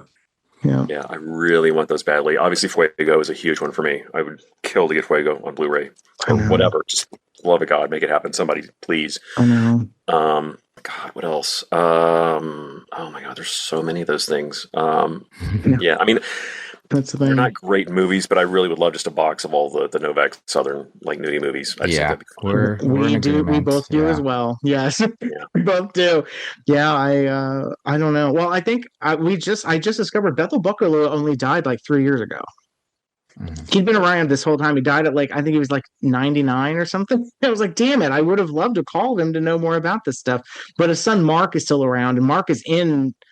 Which one is he in? I think he's in Country Cousins because he's molested by Renee Bond in a barn in that movie. Yes. And I'm just like, your dad was directing you getting jumped on by Renee Bond. So I know he has good stories if we'll talk. But I would love those. I just don't know what the marketability is. Did those do well for Image? They did really well. Oh yeah. Wow. Yeah, I think if people looked at the sales spectrum on these, they would be really shocked at what sold and what didn't. Because I think with certain directors, people assume they do better than they do, and some people think things sell worse than they do. The Harry Novaks pretty much across the board sold really well. Anything Friedman sold well. Any Friedman titles pretty much because they had the catchy titles, they had the marketing, they had the oomph behind them. The worst ones by a long shot were the Joe Sarnos. Like not even close. Like absolute bottom. Like and Mike loved them and I loved them. I mean, we kept putting them out, but like we knew it was like it's going to be at the very bottom. Yeah. Like if it sells 1,000, great. But it's nobody bought those. Which I think Sarno just has that cachet as a name that he's sort of a respectable sexploitation guy. And I think they found out when the Blu-ray started coming out, they're like, why is nobody buying these? Like, well, they never did. Like, yeah. which is a shame. And I love them, but it's like they're almost like too respectable. They're a little too arty, I think. Yeah. People just don't really know how to process it because they don't really give you the goods, I think. Even though they're very well-made movies. Right. Like a Harry Novak, you get the goods. You do. That's what they'll sell. Or like Doris Wishman sold like hotcakes. Yes. I mean, Doris sold like crazy no matter what it was. But the Sarnos give you a different kind of goods, They do. It depends on what you're in it for, Yeah. Right. But it's much harder to sell. Very much so. And I think that's probably why he jumped from producer to producer, because people are like, well, we like the work you do and you do it quick and we like the movies, but they're not making money. So we can't keep doing business with you because we're not making money from you. And that is kind of, I thank you for confirming that, because I have been saying that for years, because Lisa and Mike have been like, yeah, Sarnos don't really sell. And I'm like, well, Nathaniel would know. Actually on Hot Hollows or Send in the Suburbs sold, and unfortunately. I'm cutting this from the podcast so nobody hears this because we want to put out more Sarnos. Well, especially because now the ones that are lost are basically found to just are in a holding cell waiting to come out. But if they don't set the problem is they won't sell. So the question is how to get them in front of the eyes of people. You put these out in like budget releases, just pack them all on some kind of budget release. That's, I don't see any other way to do it. I don't know. Maybe another Lost Picture Show, because that's how Deep Inside came out. If they put out Deep Inside by itself, that would have tanked. Yeah. No, if you mix it with something else, that's how it's going to work. You can't. But if you do Sarnos just by themselves, it's like it just doesn't happen. Like I don't know why it is, but there's resistance in the public. There always has been, and I can never figure out how to crack it. It's like, how do you make people buy these things? And they just would not do it. Right. Well, it's interesting because I feel like Retro Seduction was able to make those work, and I don't know if it's because they were color in the 70s and they had familiar porno people in them, like Jennifer Wells, and also the Swedish stuff. So like Marie Forza and Butterflies, and those put those out. Like they were able to do very well with those. And I don't know if it was because they're not black and white and they're sexier. They're kind of deliver more of the goods that you're expecting. Maybe. Well, I think a title like Confessions of an American Housewife that sells better. It's great title. So who's like when you're like, oh, All the Sins of Sodom. Like what? Like I don't like that title. Vibration, okay. Yeah. Red Roses of Passion, great title though. But a lot of them not great. Well, was there ever a difference between sales for stuff that was clearly black and white versus stuff that was color? Was that ever like a big thing that you can notice? Not so much. As long as it had something exploitable. Like I said, the Ruffies all sold really well. I mean, even like odd things. I mean, even like something like Bwanga Bwanga, which is a ridiculous double feature, but it sold fine. Like it actually did pretty well. That's a good release. I like that one. Yeah, it is. But I thought it was going to be a tougher sell than it was. Like I thought people would be like, what? But it actually did okay. Like it did better than I thought it would. But the black and white stuff, it tended to sell pretty well. The JD stuff, maybe not quite as. It did okay. Like the interesting the teenage movies. They did fine. Like better than the Sarnos for sure. Sure. Okay. Well, like Violent Years at least has the Ed Wood angle, but stuff like Lost, Lonely and Vicious and Jacktown, probably a little tougher. Or like High School Big Shot, High School Caesar, and Date Bait. I love that triple feature, but I can see that being a little tougher. Okay. Yeah. Well, my least favorite was always 50,000 BC and When Women Play Ding Dong, or When Women whatever. And I think that was the one that I really raked over the coals, and I thought that I was going to get banned from reviewing those. I was just like, guys, this is garbage. The transfers are garbage. The movies are garbage. And it was like, well, they're allowed to have a miss every once in a while. It can't all be great. Sometimes it really is just about getting as much out as you can, and these were available and they thought they could market it. No, exactly. And I mean, there's no way that everyone's going to like every title that they put out. I mean, it was so all over the map. Like there's absolutely it's impossible. Or like Mighty Gorga, 1 Million AC/DC. Oh my lord. Well, like you said, like the kitty double features, it's like, I mean, there's something weird customers are like they won't even know how to process what's in front of their eyes. Like I was like, oh great, Barry Mahon, great. Yeah. Let's see what he can do with a kitty movie, But I could see how that'd be a tougher sell. Yeah. Well, that's what like Agfa's been doing is like putting some of that stuff in like those big drive-in releases and just like, hey, just hit play, just let it go, and just Oh yeah, no. I like their kitty. Their kitty set actually was fun. Like that's kind of how you have to do it. Just make it like a nonstop like marathon experience. It just video party. Yeah, yeah. It just like turns your brain to mush as you're watching, and by the end you're just like drooling, on your sofa. It's like fine. Pretty much, yeah. I mean, that Princess and the Frog is the good one on that. I think I enjoy Princess and the Frog. I mean, it's no Jimmy the Boy Wonder, but I love that one. That You love Jimmy the Boy Wonder. I do. I'm surprised that actually wasn't put out, but again, it's a kiddie thing. Actually, that we were talking about these cut down versions that you wish the full versions were released. We don't need the full version of Magic Land of Mother Goose. Like the cut down version is fine. We don't need the full version of that. 30 minutes is perfect. I don't want the whole thing of that. Just so like a Bellatar movie where it's just like, oh, it's abstract. Like, yes. I'm surprised that Herschel didn't try to make that argument. Instead of, he was very honest. He was like, no, it's just some piece of shit that we were paid to make. Like this guy had a stage show and paid us to do it. Like, okay. Yeah. That's what it looks like. That's what it is. It's like Dogville. It's all on a stage. Life is a stage. Oh my God. Actually, yes. It's Lars von Trier. It's Dogma 95. It's a Dogma 95 experience, right? Jesus. Well, so you're doing a lot of commentaries now for like Kino and a few other places, but I'm trying to remember if you've been doing anything on like sexploitation or sexploitation adjacent stuff.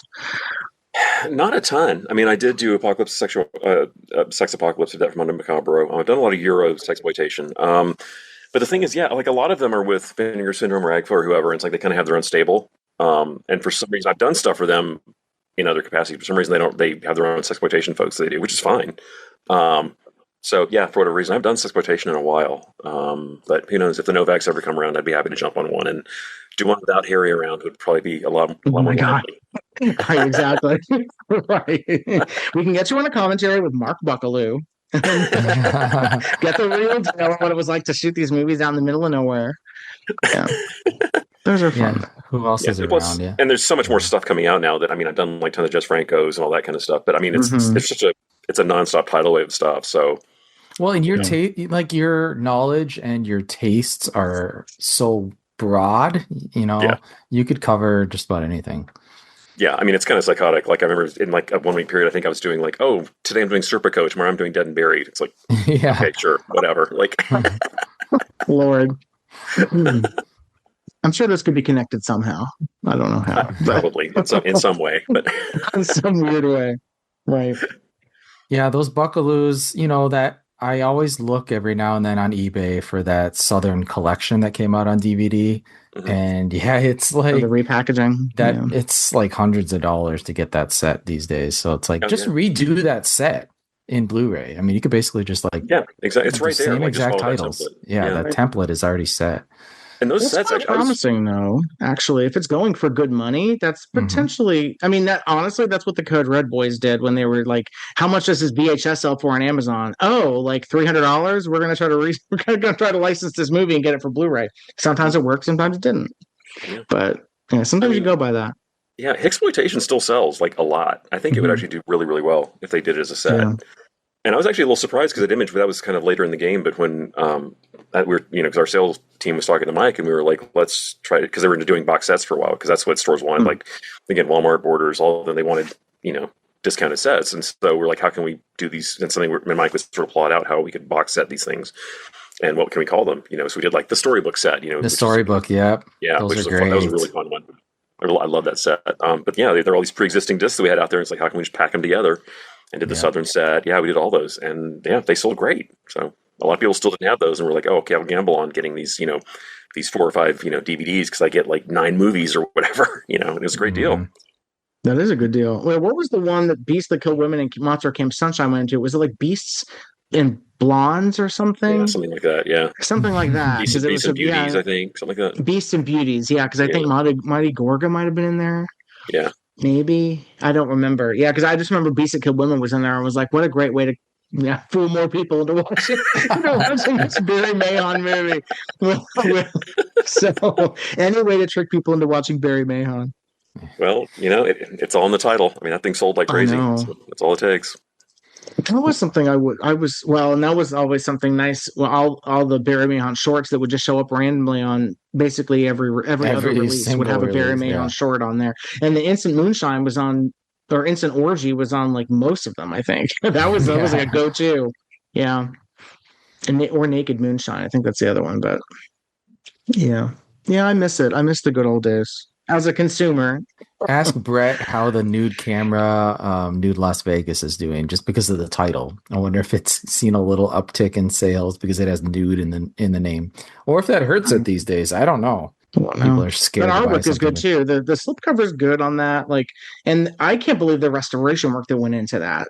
Like, because when we got our comp copies on that, and I was excited to hear Brett did commentary on the outtakes, and his commentary was essentially like, they had to recreate the movie essentially for a lot of it from the 16 millimeter originals that they found at the Burlesque Hall of Fame and Museum. Yeah. So most of the movie is from that 16 millimeter original, and then it cuts to a 35 print, and you can see the difference. But like, that's the best looking color Barry Mahon movie that we have outside of the Dead one on Blu-ray.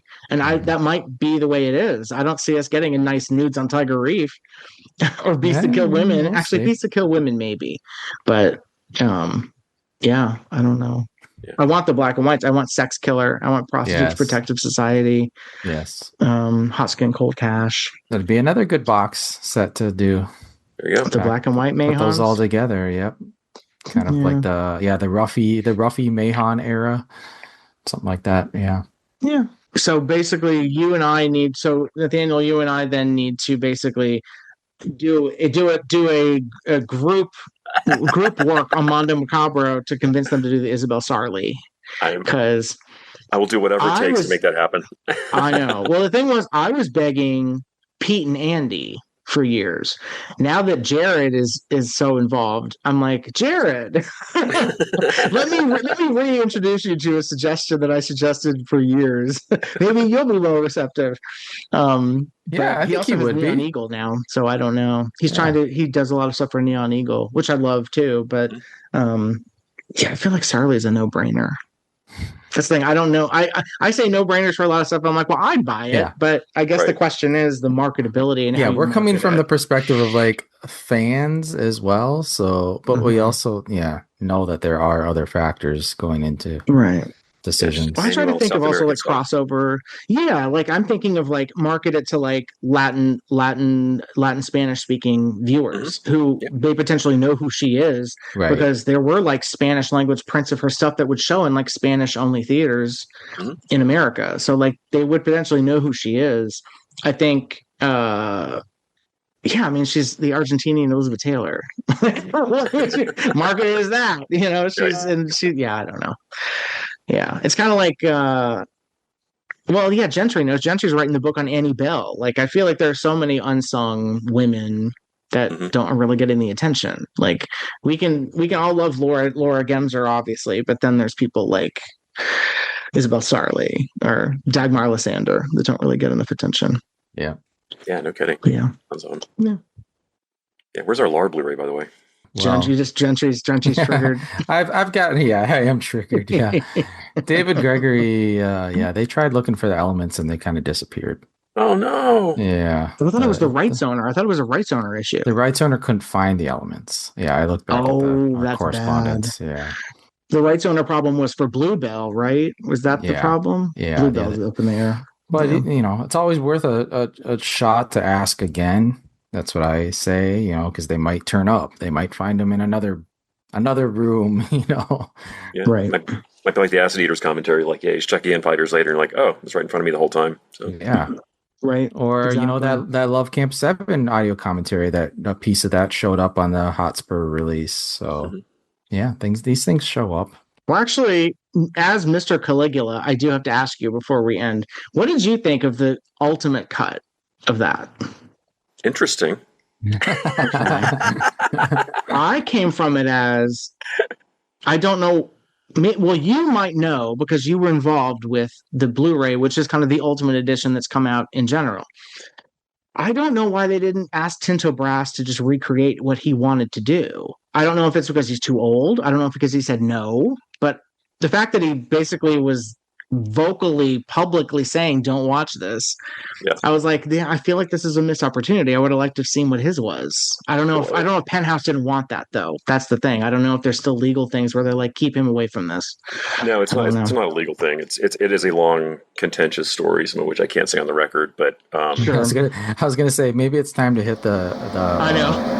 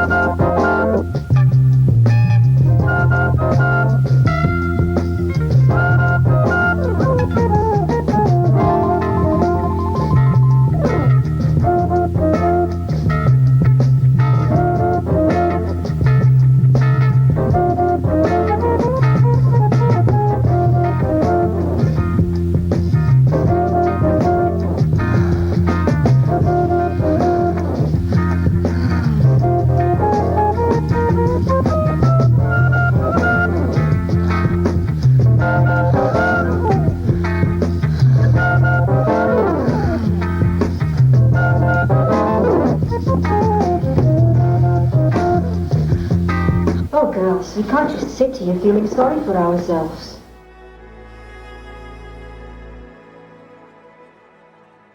Thank you for listening. To hear more shows from the Someone's Favorite Productions podcast network, please select the link in the description.